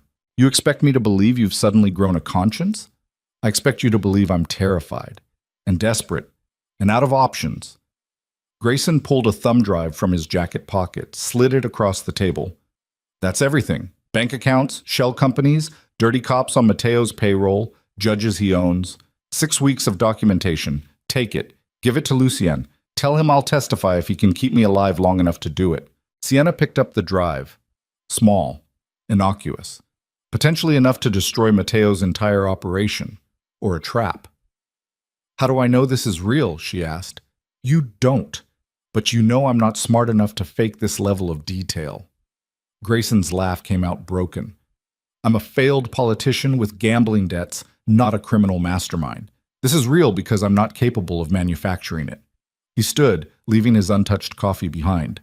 I'll wait for Lucien's answer, but don't wait too long. Matteo's planning something big, soon, and when it happens, a lot of people are going to die. He walked out. Sienna sat alone at the table, thumb drive burning in her palm, while Kira and Roman closed ranks around her. We need to go, Kira said quietly. Now. They moved as a unit toward the exit, through midtown crowds, back to the armored SUV waiting at the curb. Sienna climbed in, still clutching the drive, mind spinning through possibilities. Grayson was lying, or telling the truth, or, worst option, telling partial truth wrapped in enough lies to make it lethal. Her phone rang before they'd gone 2 blocks. Lucian. Tell me you're in the car, he said without preamble. I'm in the car. What did Grayson want? Information exchange.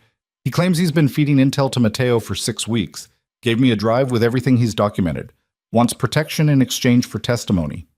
Silence on the other end. Then, bring the drive directly to me. Don't stop. Don't talk to anyone. And Sienna? Yeah? If this is a trap, we'll know within an hour of plugging that drive into anything connected to our network. And if it is, if Grayson just handed you malware designed to destroy our security systems, he's a dead man. Understood.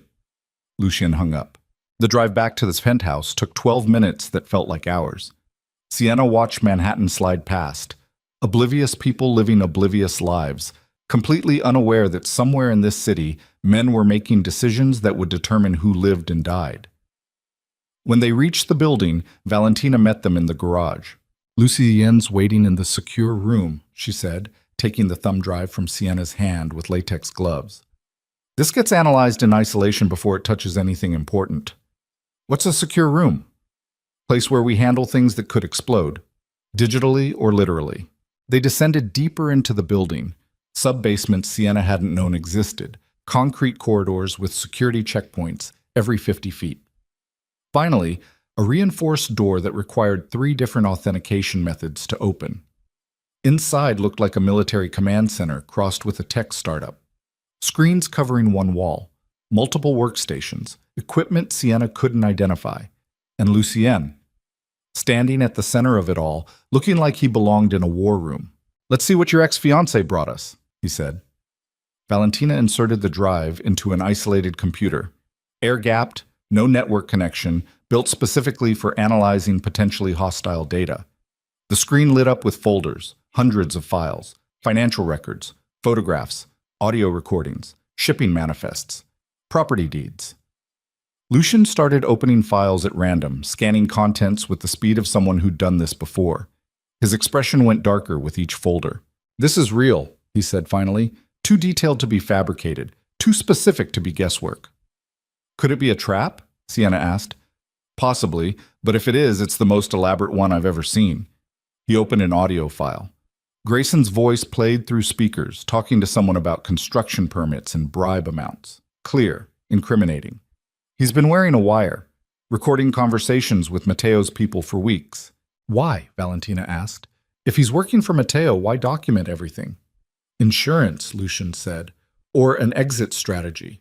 Maybe both."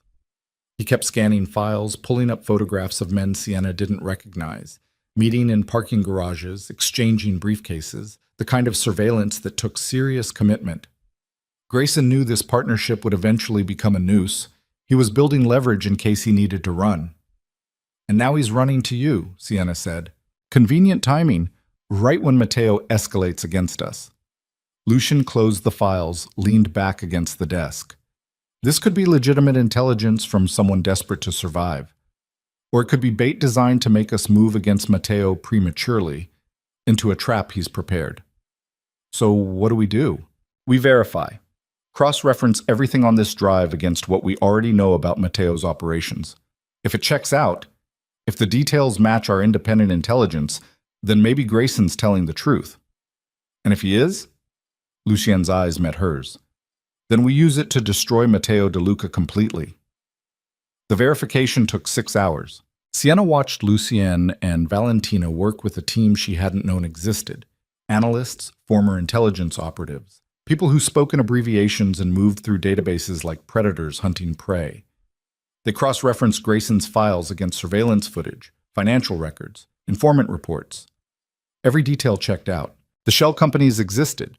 The property deeds matched. The people in photographs were confirmed associates of Mateo's organization. The audio recordings contained information that aligned perfectly with intercepted communications. By midnight, the picture was clear. Grayson had handed them a roadmap to Mateo's entire operation. "This is too good," Valentina said, staring at the compiled analysis. "Nobody gets this lucky." "It's not luck," Lucien Faubourg's Ian replied. "It's desperation. Grayson knows Mateo will eventually kill him. This is his only play. Or it's a setup. Give us real intelligence mixed with false leads. Get us to move against targets that are actually traps. Possible, which is why we don't move until we've verified every location independently." Sienna had been silent for hours, processing. Now she spoke. "There's another option." Both Morettis looked at her. "What if we use Grayson as bait?" she continued. "Tell Mateo that Grayson approached us, that he tried to turn informant. Let Mateo think we rejected him. Then watch what Mateo does to his own leak." Lucien's expression shifted. "That's cold." "That's strategy. You said it yourself. Choose who matters and protect them ruthlessly. Grayson doesn't matter. He destroyed me, betrayed you, and got people hurt. Why protect him? Because using him as bait makes us as ruthless as Mateo. And that's a problem?" The question hung in the air like smoke. Valentina broke the silence. "She has a point. We feed Mateo false information through Grayson, make him think he still has his informant. Use the channel to manipulate Mateo's moves while we dismantle his operation using the real intelligence." "That requires keeping Grayson alive and cooperative," Lucien said. "He's desperate enough. Threaten to expose him if he doesn't play along. He'll do it." Sienna watched Lucien think it through. Saw the moment he made the decision, shoulders straightening, expression hardening into something that looked like acceptance. "Set it up," he told Valentina. "But I want eyes on Grayson 24/7. The second he deviates from script, we burn him." Valentina nodded, already pulling out her phone. Lucien turned to Sienna. "You understand what you just proposed? Using my ex-fiancée as an expendable asset in a criminal war? Yeah, I understand." "And you're comfortable with that?" She thought about the restaurant, the humiliation, the weeks of rebuilding herself from nothing, the explosion, the threats against her mother. Completely, she said. Something flickered in Lucien's eyes. Approval, maybe. Or concern that she was becoming something she shouldn't be. Get some sleep, he said. Tomorrow we start implementing this. Sienna left the secure room, rode the elevator back to the penthouse, walked to her bedroom in a daze. The city glittered beyond her windows, beautiful and indifferent. She'd just condemned a man to be used as bait, should feel something, guilt, regret, horror at her own coldness. Instead, she felt nothing, just a hollow understanding that this was who she was becoming, someone who made ruthless decisions without flinching, someone who survived. She didn't sleep, lay in bed staring at the ceiling, replaying every choice that had brought her here. The wrong dress, the humiliation, the car in the alley, the contract, the kiss. Every moment another step deeper into darkness. Her phone buzzed at 3 a.m. Text from Lucien. You still awake? Yeah. Come to my office? She should have stayed in bed, maintained boundaries, remembered that their contract explicitly forbade this kind of intimacy. Instead, she got up, found him in his office, surrounded by blueprints and documents, looking as exhausted as she felt. He'd loosened his tie, rolled up his sleeves, traded polished control for something more raw. Can't sleep either? She asked. Haven't slept properly in 5 years. He gestured to the chair across from his desk. Sit. She sat. He poured 2 glasses of whiskey, slid one across to her. To terrible decisions, he said. They drank. The whiskey burned going down, but the warmth helped. You proposed using Grayson as bait without hesitation, Lucien said. That's not who you were a week ago. A week ago, I was someone who believed in rules and fairness and consequences. That person is dead. Is she? Or is she just buried under trauma and rage? Does it matter? It might. Because the woman I pulled out of that alley, she had lines she wouldn't cross, principles. You're erasing those lines faster than I expected. Sienna met his eyes. You want me to be weak? Sentimental? The kind of person who gets killed in this world? I want you to be you, not a copy of me. Maybe I was never someone worth protecting. Maybe I was always this ruthless underneath. Maybe you just gave me permission to stop pretending. Lucien studied her like she was a puzzle he couldn't solve. Then he stood, moved around the desk, and kissed her. Different from the first time. Slower. Deliberate. Like he was making a choice instead of surrendering to impulse. Sienna kissed him back with equal intensity, hands fisting in his shirt, pulling him closer. The whiskey and exhaustion and fear translated into desperate need for something real in a world that felt increasingly fake. When they finally broke apart, both breathing hard, Lucien rested his forehead against hers. This is still a terrible idea, he said. I know. The contract. Fuck the contract. He pulled back enough to look at her. You mean that? We're already breaking every other rule. Might as well break this one, too. Sienna, I'm not asking for forever. I'm asking for right now. For something that feels real in the middle of all this lies and violence. Her hand stayed twisted in his shirt. Can you give me that? His answer was another kiss. Then his hands in her hair, on her waist, pulling her against him with an intensity that suggested he'd been holding back for longer than she'd realized. They barely made it to his bedroom, clothes discarded in a trail across expensive carpet. No gentleness, no romance, just raw need and the understanding that tomorrow might bring violence. Neither of them survived. Afterward, lying tangled in sheets that cost more than her previous month's rent, Sienna felt Lucien's heartbeat against her back where he'd pulled her close. This changes things, he said quietly. I know. Makes you more of a target. If Matteo realizes you're not just a contract wife, he'll use me against you, I know. You've said it 100 times. And yet you're still here. So are you. His arm tightened around her waist. I've made a lot of mistakes in my life. This might be the biggest. Or the best. We'll find out. She should have felt satisfied, victorious, like she'd won something. Instead, she felt terrified. Because loving Lucien Moretti meant painting the biggest target imaginable on her own back. And somewhere in Manhattan, Matteo De Luca was watching, waiting, planning exactly how to exploit this weakness. Morning came too fast. Sienna woke alone in Lucien's bed, sunlight cutting through floor-to-ceiling windows. She found her clothes from last night scattered across his bedroom floor, got dressed, and padded barefoot into the penthouse living area. Voices from the secure room. She followed them down. Lucien, Valentina, and 3 people Sienna didn't recognize crowded around monitors showing surveillance footage. "What's wrong?" Sienna asked. Everyone turned. Valentina's expression made her stomach drop. "Your mother," Valentina said. "The security team we sent to extract her last night. They arrived at her house in Connecticut to find it empty. No sign of forced entry, no struggle, just gone." Sienna's vision swam. "What do you mean, gone?" "I mean she wasn't there. Neighbors haven't seen her in 2 days. Her car is still in the driveway. Phone goes straight to voicemail." "Matteo?" "Most likely. He moved faster than we expected." Sienna's legs threatened to give out. Lucian moved to steady her, but she shook him off. "Find her," she said, voice hollow. "We are trying.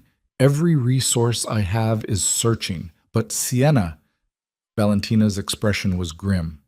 "If Matteo took her 2 days ago, before we even knew she was a target, she could be anywhere. He has safe houses across 3 states, underground facilities, places we've never been able to locate. Then find new places. Crack his network. Use Grayson's information. We are. But this takes time." "We don't have time," Sienna's voice cracked. "He's going to kill her, use her to hurt me, to hurt Lucien. We need to find her now." Lucien stepped between her and the monitors. "We will, I promise. Every asset I have is looking for her." "Your promises don't mean shit if she's already dead." His jaw tightened. "She's worth more alive. As leverage. Matteo won't kill her until he's extracted maximum value from the hostage situation." The clinical assessment made Sienna want to scream. "She's my mother, not a hostage situation." "I know, but treating this emotionally gets her killed faster. We need to be smart." Sienna's phone rang. Unknown number. She answered before anyone could stop her. "Mrs. Moretti," Matteo's voice smooth as poison. "I hope you're enjoying your morning. I certainly am." "Where is she?" "Your mother? Safe, comfortable, well-fed. I'm not a monster." "You kidnapped an innocent woman. I acquired leverage. There's a difference." Background noise suggested he was in a car. "Here's how this works. You have 48 hours to shut down every audit of my construction projects, publicly retract your statements about the waterfront development, and convince your husband to stay out of my business permanently. Or what? Or I mail Patricia Vale back to you in pieces, starting with fingers, then toes, then more important parts. I'll keep her alive through most of it, because I'm told the psychological damage of watching someone be dismantled slowly is worse than quick death." Sienna's vision blurred. "You're insane." "I'm pragmatic. You made yourself my problem. I'm solving that problem. 48 hours, Mrs. Moretti. Clock's ticking." The line went dead. Sienna dropped the phone. Lucien caught her before she hit the floor. "We're getting her back," he said into her hair while she shook. "I swear to you, we're getting her back." But his voice carried doubt he couldn't completely hide, because finding one woman in a city of 8 million, hidden by a man who'd built an empire on making people disappear, was close to impossible. And they had 48 hours. The war room became their entire world. Sienna sat at the center of organized chaos, while Lucien's people worked through Grayson's intelligence with surgical precision. Every property Matteo owned, every business front, every location connected to his network. They found 17 potential safe houses across New York, New Jersey, and Connecticut. Strike teams deployed to each one. Empty. Empty. Empty. Hours burned away. Grayson arrived at the penthouse under armed escort, looking more terrified than Sienna had ever seen him. "I didn't know," he said immediately when he saw her face. "I swear I didn't know he was going to take your mother." "But you knew he was targeting her." "He mentioned her as a possibility. I didn't know he'd actually do it." "You didn't know. You didn't think." Sienna's voice was ice. "Do those excuses help you sleep?" "Sienna, where would he take her? You've been working with him for weeks. Where does he keep people he's disappeared?" "I don't know. He never told me about the black site locations. Those are need to know, and I didn't need to know." Lucien cut in. But you've heard things. Rumors. References to locations that didn't make sense. Grayson's forehead creased. There was maybe nothing, but once I heard him on the phone talking about the river property, made it sound like somewhere important. Somewhere he kept special assets. Which river? I don't know. Could be Hudson. Could be East River. Could be anywhere. Valentina was already pulling up maps, marking every property near waterways connected to Mateo's network. 23 locations. We don't have time to search them all, Sienna said. Then we narrow it down. Lucien studied the map. Mateo's careful. He wouldn't keep a hostage somewhere with neighbors who might hear screams. Needs to be isolated. Industrial. Probably with water access for disposal if things go wrong. The list dropped to 8 locations. Still too many. Sienna's phone rang again. Mateo. 36 hours left, he said, but thought I'd check in, see if you're making progress on my demands. We need more time. You need to stop auditing my projects. That's all you need to do. And if I do, you'll release her? Eventually, after I'm satisfied you've learned your place. Let me talk to her.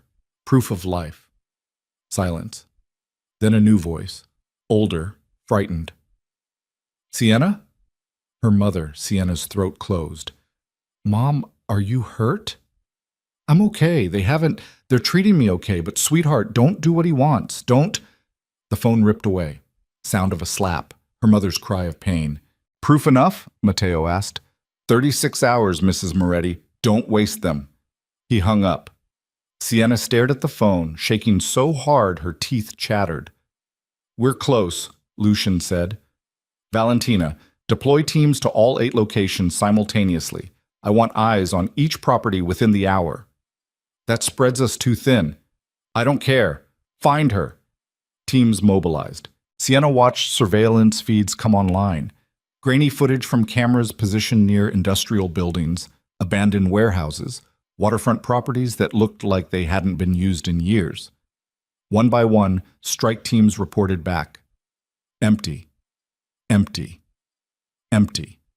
Down to 3 locations, then 2, then contact, one of the team leads said through the radio.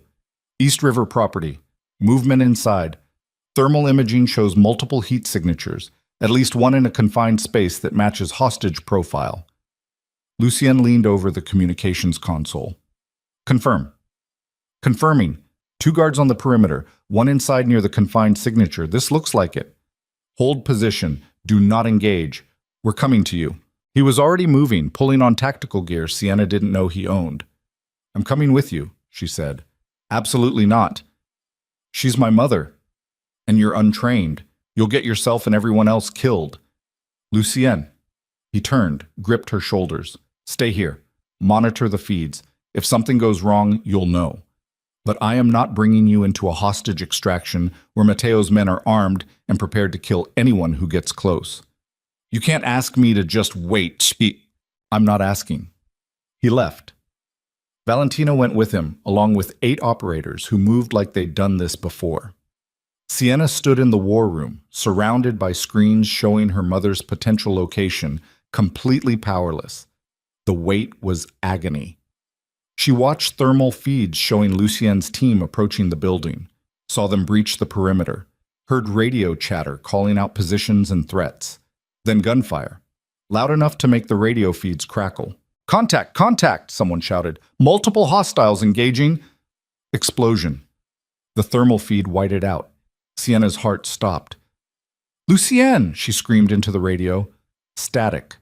More gunfire. Then silence.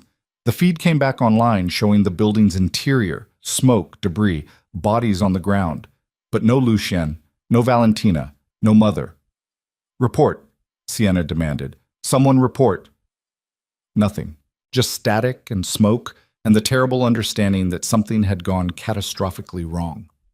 Then a voice, weak, damaged. It was a trap. Valentina. Say again? Sienna could barely breathe. Trap. Building was rigged. Explosives triggered when we breached. Lucien's down. Multiple casualties. Your mother is coughing. Your mother was never here. It was a decoy, mannequin with heat signature simulation. The room spun. Where's Lucienne? Unconscious. Shrapnel wounds. We need medical evac immediately. Sienna was already running, screaming orders at the support team, coordinating emergency response while her mind fractured into 1,000 pieces. Trap. Mateo had known they were coming, had prepared the perfect ambush, which meant her blood went cold. Grayson.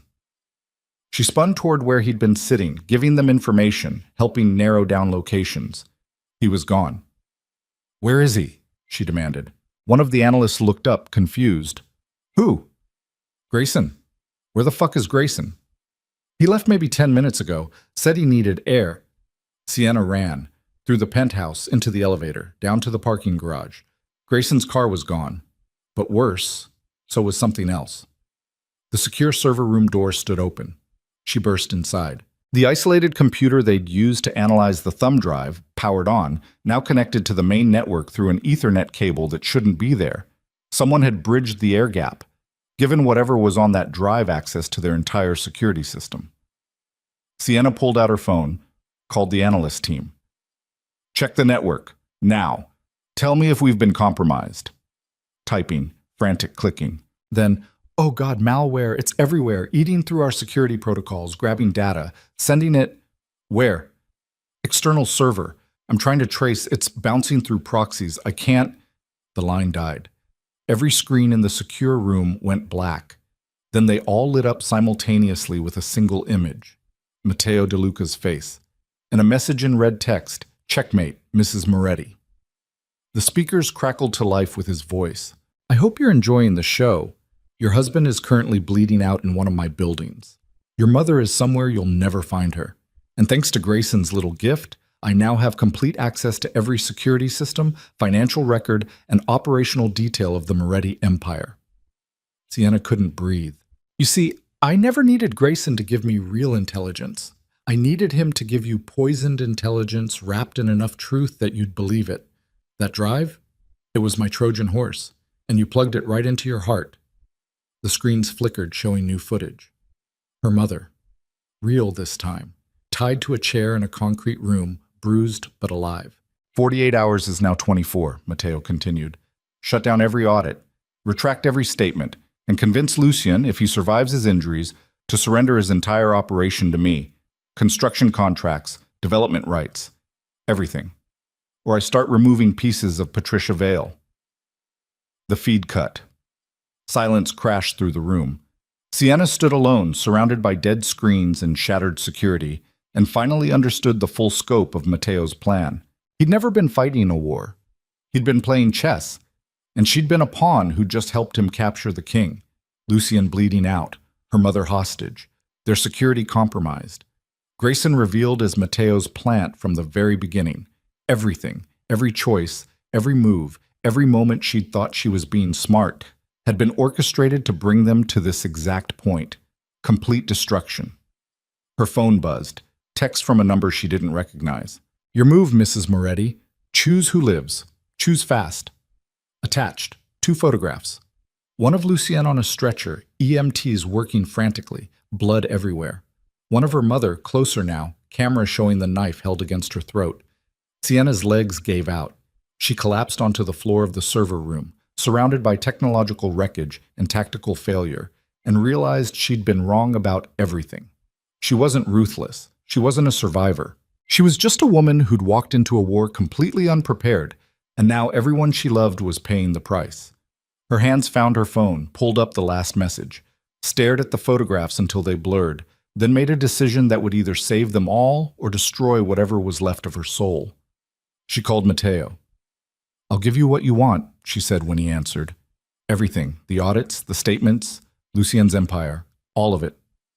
Smart girl. But I have one condition. You're not in a position to make conditions. Let me see my mother first, in person. Proof she's alive and unharmed. Then I'll deliver Lucien's surrender personally. Silence while he considered. You have courage, I'll give you that. Stupid courage, but courage nonetheless. Do we have a deal?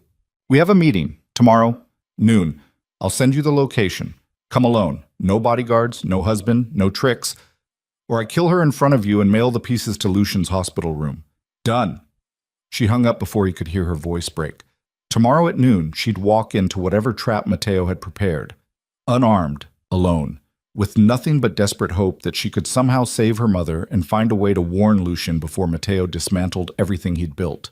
It was a suicide mission, but it was the only move she had left. Outside the server room, Manhattan glittered with its usual indifference. Inside, Sienna Vale sat on cold concrete and felt herself transform into something she'd never imagined becoming.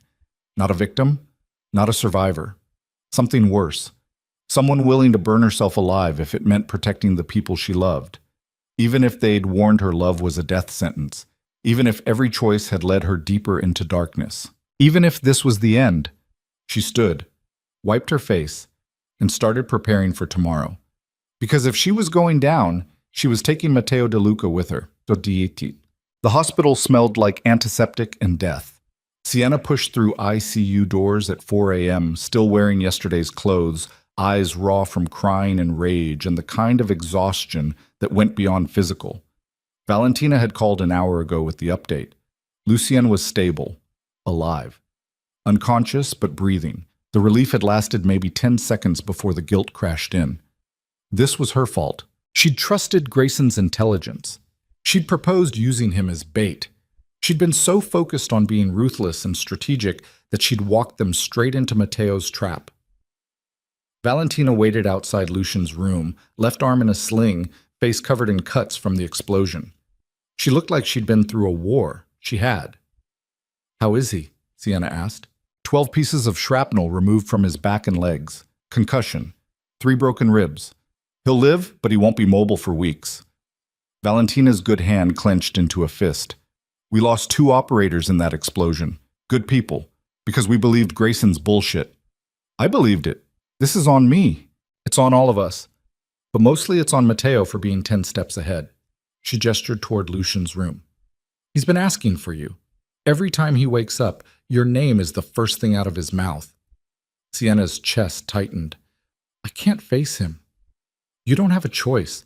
He needs to know about your mother, about the meeting." "I haven't told him about the meeting." Valentina's eyes went sharp. "What meeting?" "Matteo called, offered in exchange. I see my mother, prove she's alive, then deliver Lucien's surrender." "And you said yes." "I said I'd show up, noon today, alone." "That's suicide." "That's the only play we have left." Valentina grabbed her good arm, fingers digging in hard enough to bruise. "Listen to me very carefully. You walk into whatever location Matteo sends, alone and unarmed, you're dead. He doesn't need you alive anymore. He has Lucian's security systems compromised, your mother as leverage, and our entire operation exposed. Killing you is just tying up loose ends. Then what do you suggest? We regroup. Find another angle? Use the FBI. Trade testimony for protection. The FBI can't move fast enough. I have until noon. Then we push the timeline, make Matteo wait. He'll kill my mother. He might kill her anyway." Sienna pulled free. "I'm going. You can help me prepare or you can stay here and watch Lucien sleep. Your choice." Valentina stared at her like she was looking at a stranger. "You've changed," she said quietly. "A week ago, you were terrified of everything.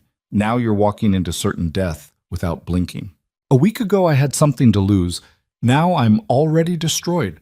Might as well make it count." She pushed past Valentina into Lucien's room. He looked smaller in the hospital bed, vulnerable. Machines beeped around him, monitoring vitals, pumping medication. Bandages covered most of his torso. His face was pale, drawn, covered in bruises. But his eyes were open, watching her. "You look like hell," he said, voice rough. "You look worse. I feel worse." He tried to sit up, winced, gave up. "Valentina told me about the malware, the security breach." "How bad?" "Total compromise. Matteo has access to everything. Financial records, construction schedules, personnel files. He knows where we are, what we're planning, who we trust. So we're blind and exposed." "Completely." Lucien closed his eyes. "I underestimated him. Thought I could outmaneuver him using conventional tactics. Didn't realize he was playing a completely different game." "Neither did I." "This isn't your fault." "Yes, it is. I trusted Grayson. I pushed to use his intelligence. I got your people killed. You made decisions with the information available. So did I. We both got played. He opened his eyes again. Where's your mother? Sienna's throat closed. Mateo has her. Sent proof of life last night. She's alive, but being used as leverage to force my surrender. He wants everything. The construction empire, the developments, all of it, in exchange for her life. When? I'm meeting him at noon. He'll send the location. Lucien's expression went dark. No. It's not negotiable. The hell it isn't. You're not walking into a meeting with Mateo De Luca alone. I don't have another option. There's always another option. Name it. He tried to sit up again, got maybe 6 inches before pain stopped him. His jaw clenched, sweat breaking across his forehead. Give me 12 hours. Let me coordinate a proper extraction. You can barely move. You're not coordinating anything. Valentina lost half her tactical team in your trap. She doesn't have the resources for an extraction. Then we call in external help. Private contractors. People who owe me favors. And trust them with intelligence when our entire security network is compromised? When anyone we contact might be feeding information straight to Mateo? Sienna moved closer to the bed. It's over, Lucian. We lost. The only move left is damage control. I save my mother, you survive your injuries, and Mateo gets his empire. I don't accept that. You don't have to accept it. It's happening anyway. His hand shot out faster than she expected given his injuries and grabbed her wrist. Listen to me. Mateo won't honor any deal. You show up, he kills you and your mother both. Takes everything anyway. That's how he operates. Then I'll die trying to save her. That's better than hiding here while he tortures her to death. It's not better. It's just faster. Let go of me. No. They locked eyes. His desperate and furious, hers hollow and determined. I love you, Lucian said. The words hit like bullets. Don't, Sienna whispered. I love you, and I'm not letting you throw your life away on a suicide mission that won't even save your mother. You don't get to make that choice. Then what choice do I get? Lying here helpless while you walk into an execution? Watching you die because I was too broken to stop you? Yes, that's exactly the choice you get. She pulled her wrist free. Because loving me doesn't mean controlling me. And right now, the only person who can save my mother is me. You can't save her if you're dead. And I can't live with myself if I don't try. She turned toward the door. Sienna. She stopped but didn't look back. If you do this, Lucian said, voice breaking, if you walk into that meeting, you're not just risking your life. You're burning the only leverage we have left. Once Mateo has you, he has everything. There's no negotiation, no backup plan, just surrender. I know. And you're doing it anyway. I'm doing it because it's the only move that might save one person I love, even if it costs me everything else. She walked out before he could respond. Valentina was waiting in the hallway. I'm going with you, she said. No, you're not. I'm not letting you go alone. Mateo said alone. I bring backup. He kills my mother before I'm through the door. Then I'll hang back. Perimeter surveillance. You wear a wire. I monitor from a distance. Your security systems are compromised. Any wire I wear, Mateo will detect. There are other ways. No. Sienna's voice went hard. You stay here. Protect Lucian. Because when this goes wrong, and it will go wrong, he's going to need you to keep him from doing something stupid like trying to rescue me. Valentina's expression cracked. You're really going to die for her. I'm really going to try to save her. The dying part is optional. Not with Mateo, it isn't. Then I guess we'll see. She left before Valentina could argue further. The penthouse felt like a mausoleum. Sienna walked through rooms she'd lived in for barely a week, touching surfaces she'd never see again, memorizing details in case this was the last time. Her phone buzzed at 6 a.m. Text from unknown number with GPS coordinates and a time. Noon. Abandoned meatpacking plant in Red Hook. Of course it was abandoned. Of course it was isolated. Mateo wasn't taking any chances. She had 6 hours. Sienna spent the first hour showering, washing away hospital smell and blood and fear. Let scalding water pour over her until her skin turned red. Got dressed in jeans and a t-shirt, Nothing fancy, nothing that suggested she thought she was walking into a business meeting. This was an execution. Might as well dress for it. The second hour she spent writing. Letters to Lucien. To her mother. To Valentina. Words she needed said in case she didn't come back. Apologies and explanations and the kind of confessions you only make when you're certain you're about to die. She sealed them in envelopes, left them on the kitchen counter where someone would find them. The third hour she spent planning. Matteo expected her alone and unarmed. Fine. She'd show up that way. But that didn't mean she had to stay that way. Red Hook had 1,000 hiding spots, abandoned buildings, shipping containers, places to stash weapons if you were smart about it. She made calls to people who owed Lucien favors, arranged for a weapons cache to be placed near the meatpacking plant. Nothing fancy. Just a pistol and a knife, enough to make a difference if she got an opening. The fourth hour she spent trying to eat and failing. Food tasted like ash. Her stomach rejected everything. Ended up just drinking water and waiting for the nausea to pass. The fifth hour she spent memorizing her mother's face from photographs. The way she smiled. The sound of her voice. Every detail Sienna could remember, burning it into memory in case this was goodbye. The sixth hour she spent in silence, just sitting, breathing, accepting that she might not see tomorrow. At 11:30, she left. The car service she'd called was waiting. Not one of Lucien's armored vehicles. Those were compromised. Just a regular sedan driven by a man who didn't ask questions when she gave him the Red Hook address. Manhattan slid past the windows. Brooklyn approached. The city she'd fought so hard to belong in, now watching her drive toward probable death without caring. They reached Red Hook at 11:50. The meatpacking plant loomed like a corpse. 5 stories of red brick and broken windows, surrounded by chain-link fence and decades of neglect. Graffiti covered every surface. The whole area stank of river water and industrial waste. Perfect place for murder. Sienna got out of the car 2 blocks away. Walked the rest. Found the weapons cache exactly where it was supposed to be, hidden behind a dumpster in an alley adjacent to the plant. She strapped the knife to her ankle under her jeans, tucked the pistol into the small of her back. Matteo's people would search her, but maybe not thoroughly enough.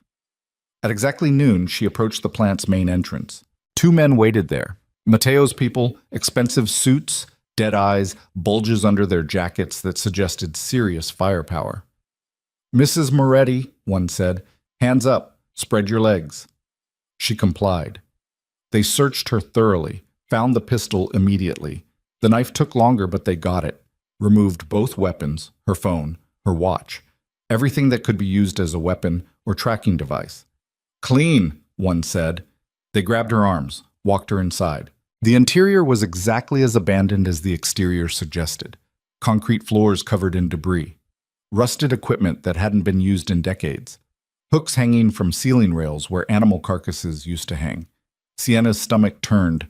They took her deeper into the building, downstairs, into the basement level where sunlight didn't reach. Just emergency lights that barely worked, casting everything in sickly yellow. Then into a large room that looked like it had been a processing floor.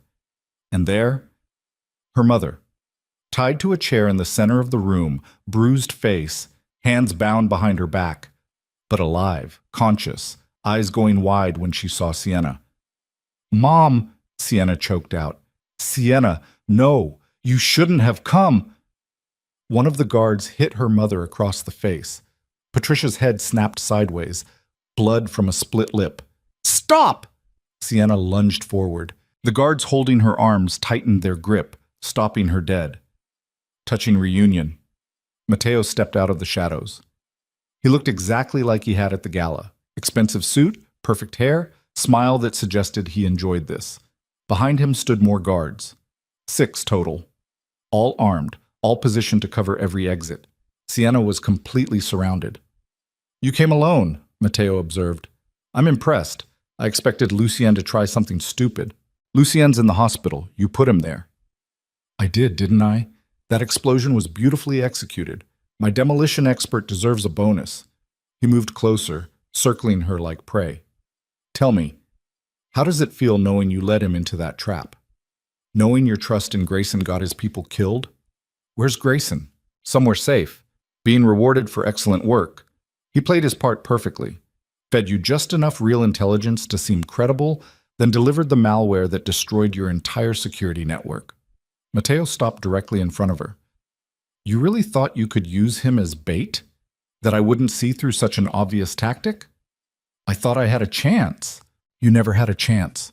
From the moment you walked into my construction presentation and criticized my waterfront project, you were a dead woman. I just needed time to make your death useful. Sienna's jaw tightened. Then kill me, but let my mother go. She has nothing to do with this. On the contrary, she has everything to do with this. Patricia Vale raised the woman stupid enough to challenge me. That makes her complicit. She's innocent. Nobody's innocent, Mrs. Moretti. We're all just varying degrees of guilty. He gestured to one of the guards. Bring the camera. A guard disappeared, returned with professional video equipment, started setting it up on a tripod facing Sienna and her mother. What are you doing? Sienna asked. Documenting. Lucian gets to watch what happens when people cross me, and the rest of New York's criminal community gets a reminder about the price of interference. Matteo smiled. You're about to become a very effective deterrent. The camera's red light blinked on. Recording. Now, Matteo continued, speaking to the camera, this is Sienna Moretti, wife of Lucien Moretti, the woman who thought she could audit my construction projects, expose my business practices, and survive the consequences. Watch carefully. He pulled a pistol from inside his jacket, walked to Patricia, put the gun against her temple. No, Sienna screamed. You said, I said a lot of things, most of them lies. Matteo's finger moved toward the trigger. Any last words for your mother? Sienna's mind raced, searching for leverage, for anything that could stop this. I have information, she blurted out, about Lucien's operation. Things you don't know, financial accounts, hidden assets, people on his payroll you've never identified. Matteo paused. You'd betray your husband to save your mother? Yes. Interesting. Tell me one thing. Something I can verify. Prove you're not just stalling. Sienna's thoughts spun. She needed something real, something valuable enough to buy time, but not so valuable it couldn't be verified. There's a warehouse in Queens, she said, under a shell company called Meridian Holdings. Lucien uses it to store cash from operations he can't report, approximately $5 million, bundled and ready for emergency liquidation. Matteo gestured to one of his guards. Check it. The guard pulled out a phone, made a call, spoke in rapid Italian. 2 minutes that felt like hours. Then the guard nodded. Warehouse exists, company matches. We can't confirm contents without physical inspection, but the intelligence appears accurate. Matteo lowered the gun from Patricia's head. What else? Let my mother go first, then I'll tell you everything. Not how this works. You give me everything, then I decide whether she lives. That's not a deal. That's the only deal available. He raised the gun again. 3 seconds. More information or she dies. 1. Offshore accounts in the Caymans. 2. Under the name Viktor Sokolov. 3. The access codes are in Lucian's office safe, behind a false panel in the east wall. Combination is 183724. Matteo stopped. Made another gesture. Another guard on the phone, calling someone who was apparently at the penthouse, checking the information. Longer wait this time. 5 minutes. Sienna's heart hammered so hard she thought it would crack her ribs. Finally, the guard nodded confirmation. Safe exists. Panel is where she said. We're opening it now. Matteo smiled. You're quite good at this betrayal thing. Must run in the family. What's that supposed to mean? It means your mother has been very cooperative, too. Told us all about Lucien's security protocols, his daily routines, where he keeps his weapons. Very helpful. Sienna looked at her mother. Patricia's expression was stricken, guilty. I'm sorry, her mother whispered. They said they'd kill you if I didn't talk. I didn't know what else to do. The world tilted. Her mother had given up Lucian's security details, which meant the explosion, Sienna said slowly. You knew exactly where to hit because my mother told you his security patterns. Smart girl, see? Betrayal really does run in the family. Matteo holstered his pistol. Here's what happens next. You're going to call Lucien. Tell him you've negotiated your mother's release in exchange for signing over his construction empire. Get him to prepare the transfer documents. Once I have legal ownership of everything he's built, then maybe I let one of you live. He won't do it. He will if he thinks it'll save you. Love makes people stupid. You've proven that already. One of the guards handed Sienna a phone. She stared at it. If she made this call, if she convinced Lucian to surrender everything, Matteo would own half of New York's construction industry, would consolidate power beyond anything he currently had, would become unstoppable. But if she didn't, the gun returned to her mother's head. Call him, Matteo said. Now. Sienna's hands shook as she dialed. It rang twice. Lucian answered, voice tight with pain and medication. Sienna, I'm here, with Matteo. He has my mother. Are you hurt? Not yet. But he wants... Her voice cracked. He wants you to sign over the empire. All of it. Construction contracts, developments, everything, in exchange for letting us live. Silence on the other end. Then, put him on. Sienna handed the phone to Matteo. Lucien, Matteo said pleasantly. I hope you're recovering well. Hate to negotiate while you're in such a vulnerable position, but business doesn't wait for injuries. Lucian's voice came through faint but clear. You want my empire? Come take it. I'm in the process. Legally, of course. I find proper documentation prevents future complications. Your lawyers will receive transfer papers within the hour. Sign them, and Sienna and her mother walk away alive. And if I don't? Then I kill them both on camera and mail you the footage. More silence. Sienna held her breath. Finally, Lucien spoke. You win. I'll sign. But I want proof they're alive before any documents are executed. Reasonable. Matteo turned the phone's camera towards Sienna and Patricia. As you can see, both alive. Both unharmed for now. You have 2 hours to prepare the paperwork. After that, I start removing incentives to cooperate. He hung up. Turned to Sienna. 2 hours until your husband destroys everything he built to save you. Must feel powerful, being worth an empire. You're going to kill us anyway. Probably. But there's a chance I won't. If Lucien cooperates quickly enough, if you both behave, if I wake up feeling generous. He shrugged. Slim chance is better than no chance. He gestured to the guards. They grabbed Sienna, dragged her to another chair next to her mother, zip-tied her wrists behind her back so tight the plastic cut into skin. Then Matteo and most of his men left. Just 2 guards remained, watching, weapons ready. Sienna sat beside her mother in the yellow emergency lighting, both bound, both waiting for either rescue or execution. I'm sorry, Patricia whispered. I should have stayed quiet. Let them kill me. But I was so scared. Stop. You did what anyone would do. I betrayed him, gave them everything they needed to hurt him. You're not trained for this. You're a librarian. They had no right putting you in this position. Neither did you. Sienna looked at her mother's bruised face. What? You married a criminal to get revenge on Grayson, walked into a world you didn't understand, dragged me into the crossfire. Patricia's voice was gentle but firm. I love you, but this, all of this, started because you couldn't let go of humiliation, had to prove something instead of just walking away. The words hit harder than any physical blow because they were true. If Sienna had walked away that night, if she'd refused Lucian's offer, if she'd chosen literally any other path than revenge, her mother wouldn't be tied to a chair waiting to die. Lucien wouldn't be in a hospital bed with shrapnel wounds. 2 operators wouldn't be dead. An empire wouldn't be crumbling. You're right, Sienna said quietly. This is my fault. All of it. I didn't say that to hurt you, but it's true. And if we survive this, if we somehow get out of here alive, I'll spend the rest of my life making it right.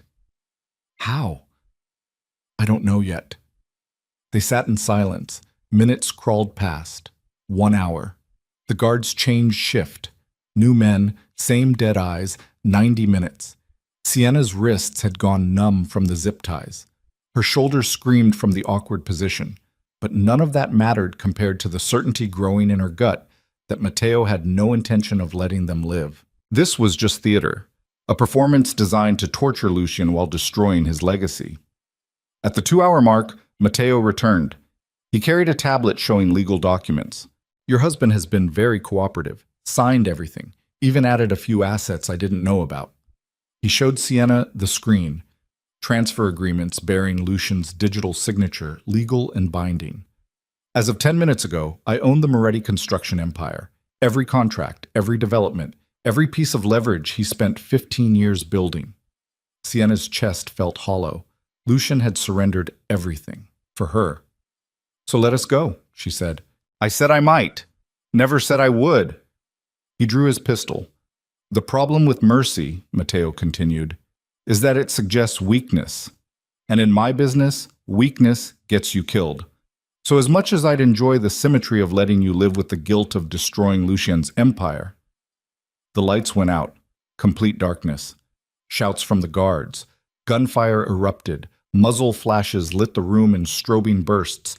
Matteo's guards shooting at shadows, at movement, at nothing. Then someone was cutting Sienna's zip ties. Strong hands, familiar voice. Move, now! Valentina.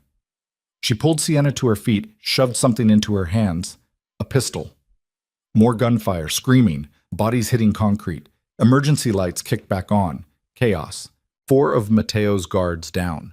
Valentina's team, operators Sienna didn't recognize, flooding into the room from multiple entry points. Professional, coordinated. A rescue operation that shouldn't have been possible given their compromised security, but it was happening. Sienna spun, looking for her mother. Patricia was gone. Her chair empty, zip ties cut, dragged away during the blackout by Matteo. He had her mother in a headlock, pistol pressed to Patricia's skull, backing toward a rear exit while his remaining guards tried to hold off Valentina's team. Sienna! Valentina shouted. Get down! But Sienna was already moving, raising the pistol Valentina had given her, training it on Matteo. Let her go, Sienna said. Or what? You'll shoot. Risk hitting your mother? Matteo laughed. You're not a killer, you're an architect who thought she could play in my world. Put the gun down before you hurt yourself. Sienna's hands shook. The pistol felt foreign, too heavy. Wrong. She'd never fired a gun in her life. Behind Matteo, the exit door stood open. Darkness beyond. He was seconds from disappearing with her mother, and Sienna would never see her again.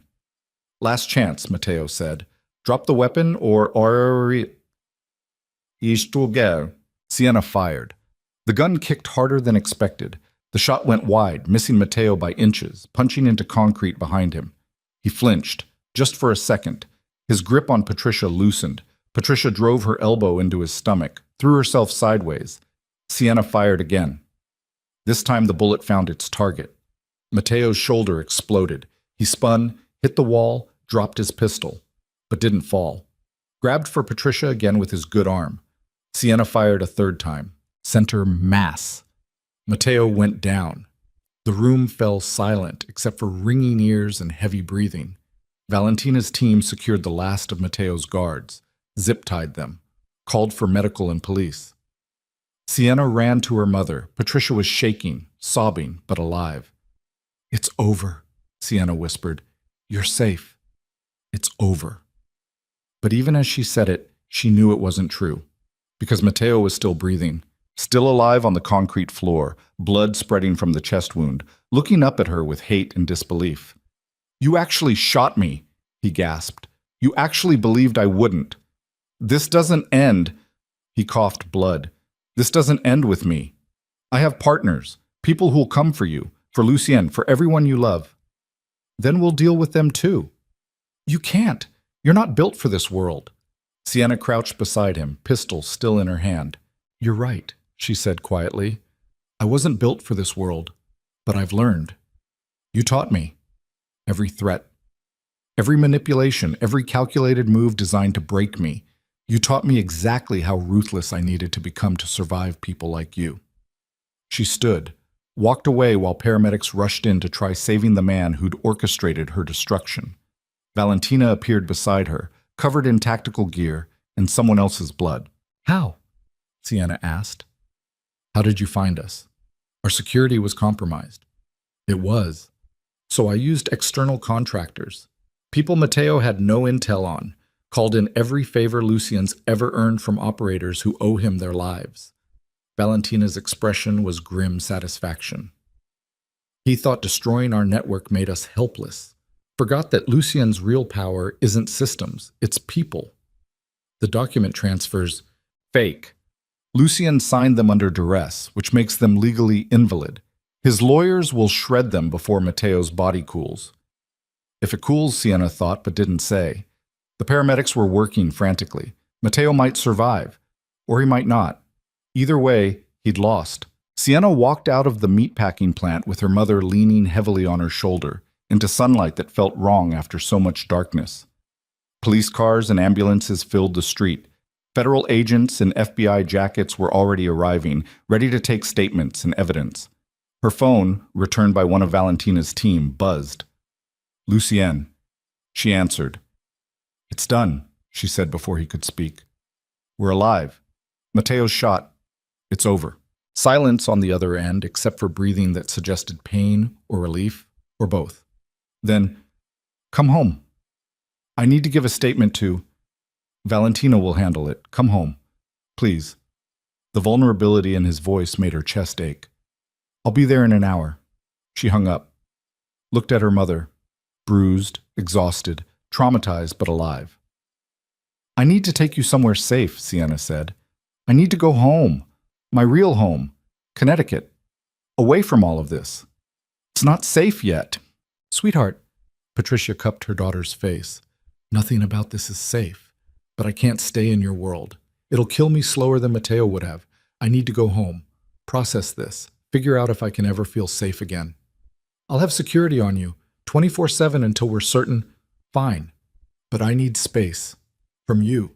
From this city. From everything that happened here. Her mother's eyes were gentle but firm.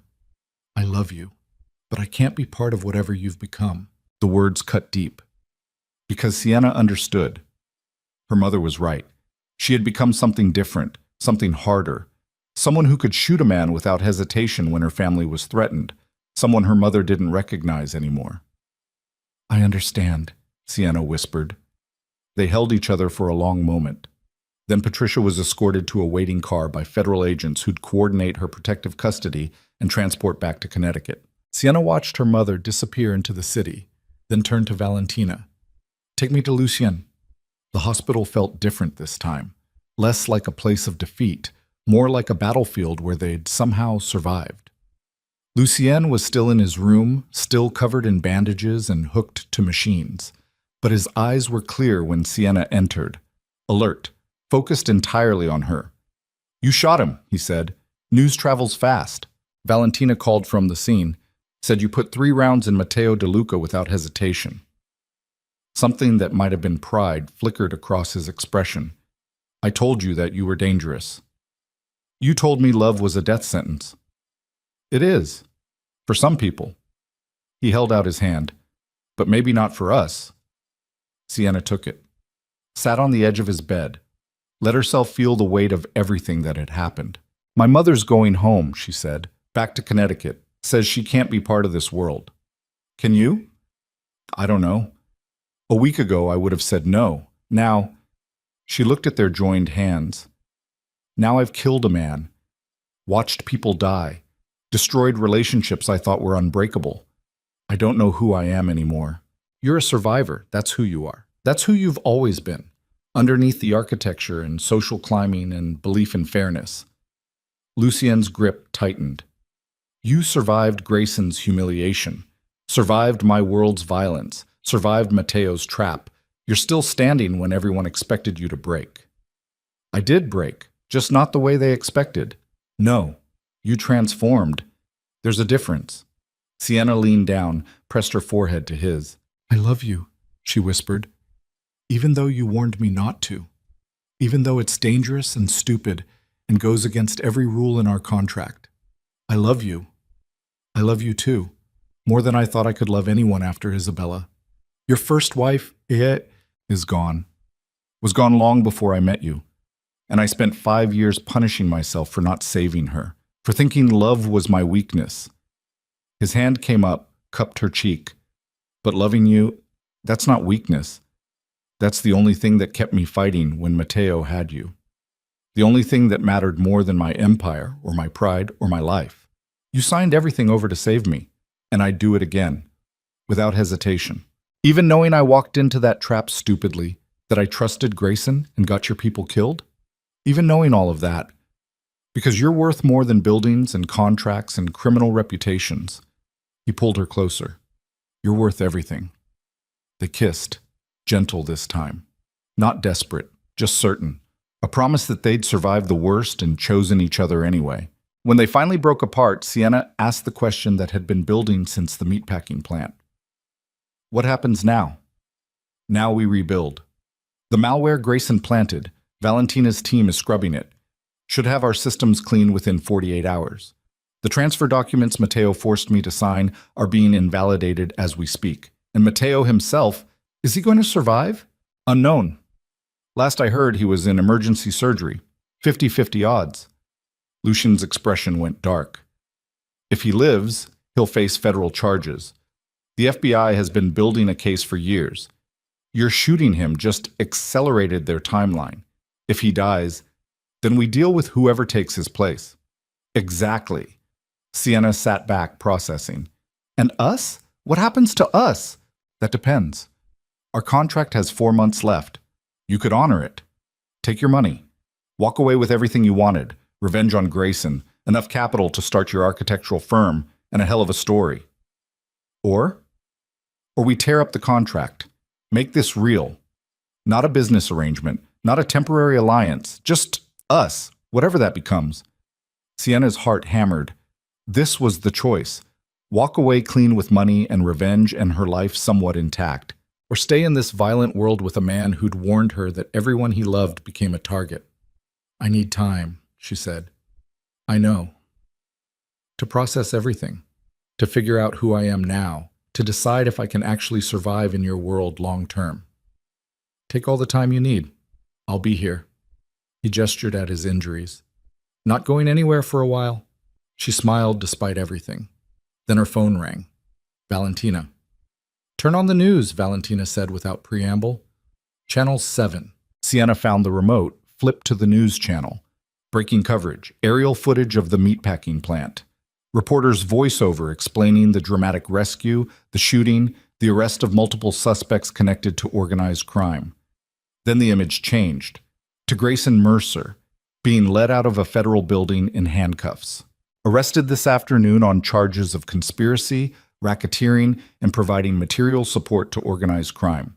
Sources say Mercer had been working as an informant for Matteo De Luca's criminal enterprise for months, feeding intelligence that led to multiple violent incidents, including Sienna's breath caught, Grayson's face on screen, pale, terrified, destroyed, his political career incinerated, his freedom gone, his future reduced to federal prison.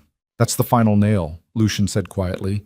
The FBI flipped him, offered him witness protection in exchange for testimony against Matteo's entire organization.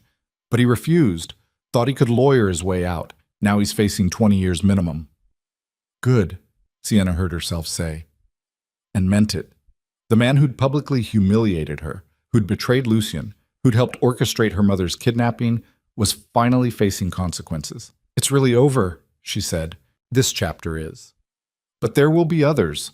Men like Matteo don't operate in isolation. He has partners, allies, people who'll want revenge for what happened today. So we'll never be safe. We'll never be completely safe. But we'll be together, and we'll be ready. Lucian squeezed her hand. That's the best anyone in this world gets. Sienna looked at him, broken and bandaged but alive. At the television showing Grayson's arrest. At her own reflection in the dark window showing a woman who'd shot a man to save her mother and felt no regret. She thought about her contract, her original plan, revenge and money and walking away clean. Then she thought about Lucian's kiss, his confession of love, the way he'd signed over his empire without hesitation to save her life. The choice wasn't really a choice at all. Tear up the contract, she said. Lucien's expression went still. You're certain? Completely. I didn't survive all of this just to walk away from the only real thing I've found in this entire mess. Whatever we are, whatever we become, I want it. All of it. The danger and violence and constant threat. As long as it's with you. That's the worst decision you could make. Then I'm consistent. I've been making terrible decisions since I got into your car in that alley. And look where it got you. Exactly where I need to be. They kissed again. Deeper this time. A promise and a beginning and a reckless commitment to a future neither could predict. When they finally broke apart, Lucian was smiling, really smiling.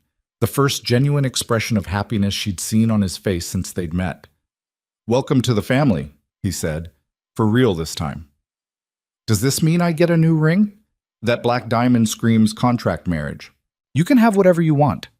I want you, healed, out of this hospital, back in that penthouse so we can figure out what normal looks like for us." Normal might be overrated. Then we'll figure out our version of it. Outside the hospital window, Manhattan glittered with its usual indifference. Inside the room, two people who'd survived betrayal and violence and their own worst decisions held each other and chose to build something real from the wreckage. It wasn't a happy ending. Not yet. Too many threats still lurking, too many consequences waiting to unfold, too many ways this could still fall apart. But it was a beginning, and for two people who'd both been destroyed and rebuilt in the span of a week, that was enough. For now. The real test would come in 4 months, when the original contract would have expired, when Sienna would have taken her money and disappeared, when everything was supposed to end. Instead, they'd see if love built in darkness could survive the light, if a marriage born from revenge could transform into something genuine, if two broken people could become something stronger together than they'd ever been apart. The answer waited somewhere in Manhattan's future, along with whatever new threats emerged from the power vacuum Mateo's fall had created.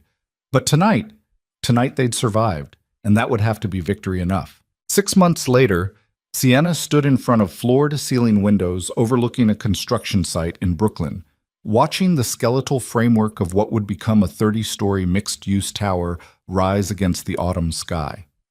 Her tower. Her design. The first project from Vale Architecture, the firm she'd launched 3 months ago with money that wasn't from Lucian's pockets or Mateo's blood. Just her own work, her own clients, her own reputation rebuilt, brick by brick. The office was small, 3 employees, modest lease in a building that didn't require armed security to enter. But it was hers in a way nothing had been hers since that night in the restaurant when Grayson had destroyed her in front of Manhattan's elite. She'd clawed her way back, different this time, harder, smarter. Someone who understood that survival meant accepting you'd never be completely safe, just prepared. Her phone buzzed. "Lucien, dinner tonight? Found a place you haven't vetoed yet." She smiled despite herself. They'd been through 43 restaurant suggestions in the past 2 weeks. She'd rejected all of them for various reasons. Too public, too isolated, too many memories, not enough exits. Paranoia had become her constant companion. Some scars didn't heal. They just became part of your operating system. "Where?" "Trust me, I don't trust anyone. You trust me." She did. Against all logic and self-preservation instincts, she trusted Lucian Moretti with her life, which was insane, but also true. "Fine. Pick me up at 7. Wear something that makes me forget we're in public. Behave never." She pocketed her phone, turned back to the construction site. The foreman, a man named Torres who'd worked in the industry for 30 years, waved from the ground level. She waved back. They had a meeting in 20 minutes to discuss foundation inspections and concrete testing schedules, normal things, business things. The kind of architectural work she'd spent years training for, finally happening without the shadow of humiliation or revenge or criminal empires hanging over every decision. Her assistant, a recent graduate named Maya with more energy than sense, appeared in the doorway. "Ms. Vale, your 3 o'clock is here." "I don't have a 3 o'clock. "She says it's personal, wouldn't give a name, just said you'd want to see her." Sienna's hand moved instinctively toward the panic button Valentina had installed under her desk, direct line to a security response team that could arrive in under 3 minutes. 6 months of safety hadn't erased the reflex. "Send her in," Sienna said, "but stay close." Maya nodded, disappeared. A woman entered, mid-40s, expensive suit, blonde hair pulled into a severe bun, face that looked familiar but Sienna couldn't place from where. Then the woman spoke. "Mrs. Moretti, or should I say Ms. Vale now? I heard you went back to your maiden name professionally." The voice clicked everything into place. Celeste Whitmore, Grayson's fiancée. the woman he'd chosen to replace Sienna with at that catastrophic restaurant announcement 6 months ago. "What do you want?" Sienna asked, hand still hovering near the panic button. "To talk. 5 minutes. Then I'll leave and you'll never see me again." "We have nothing to talk about."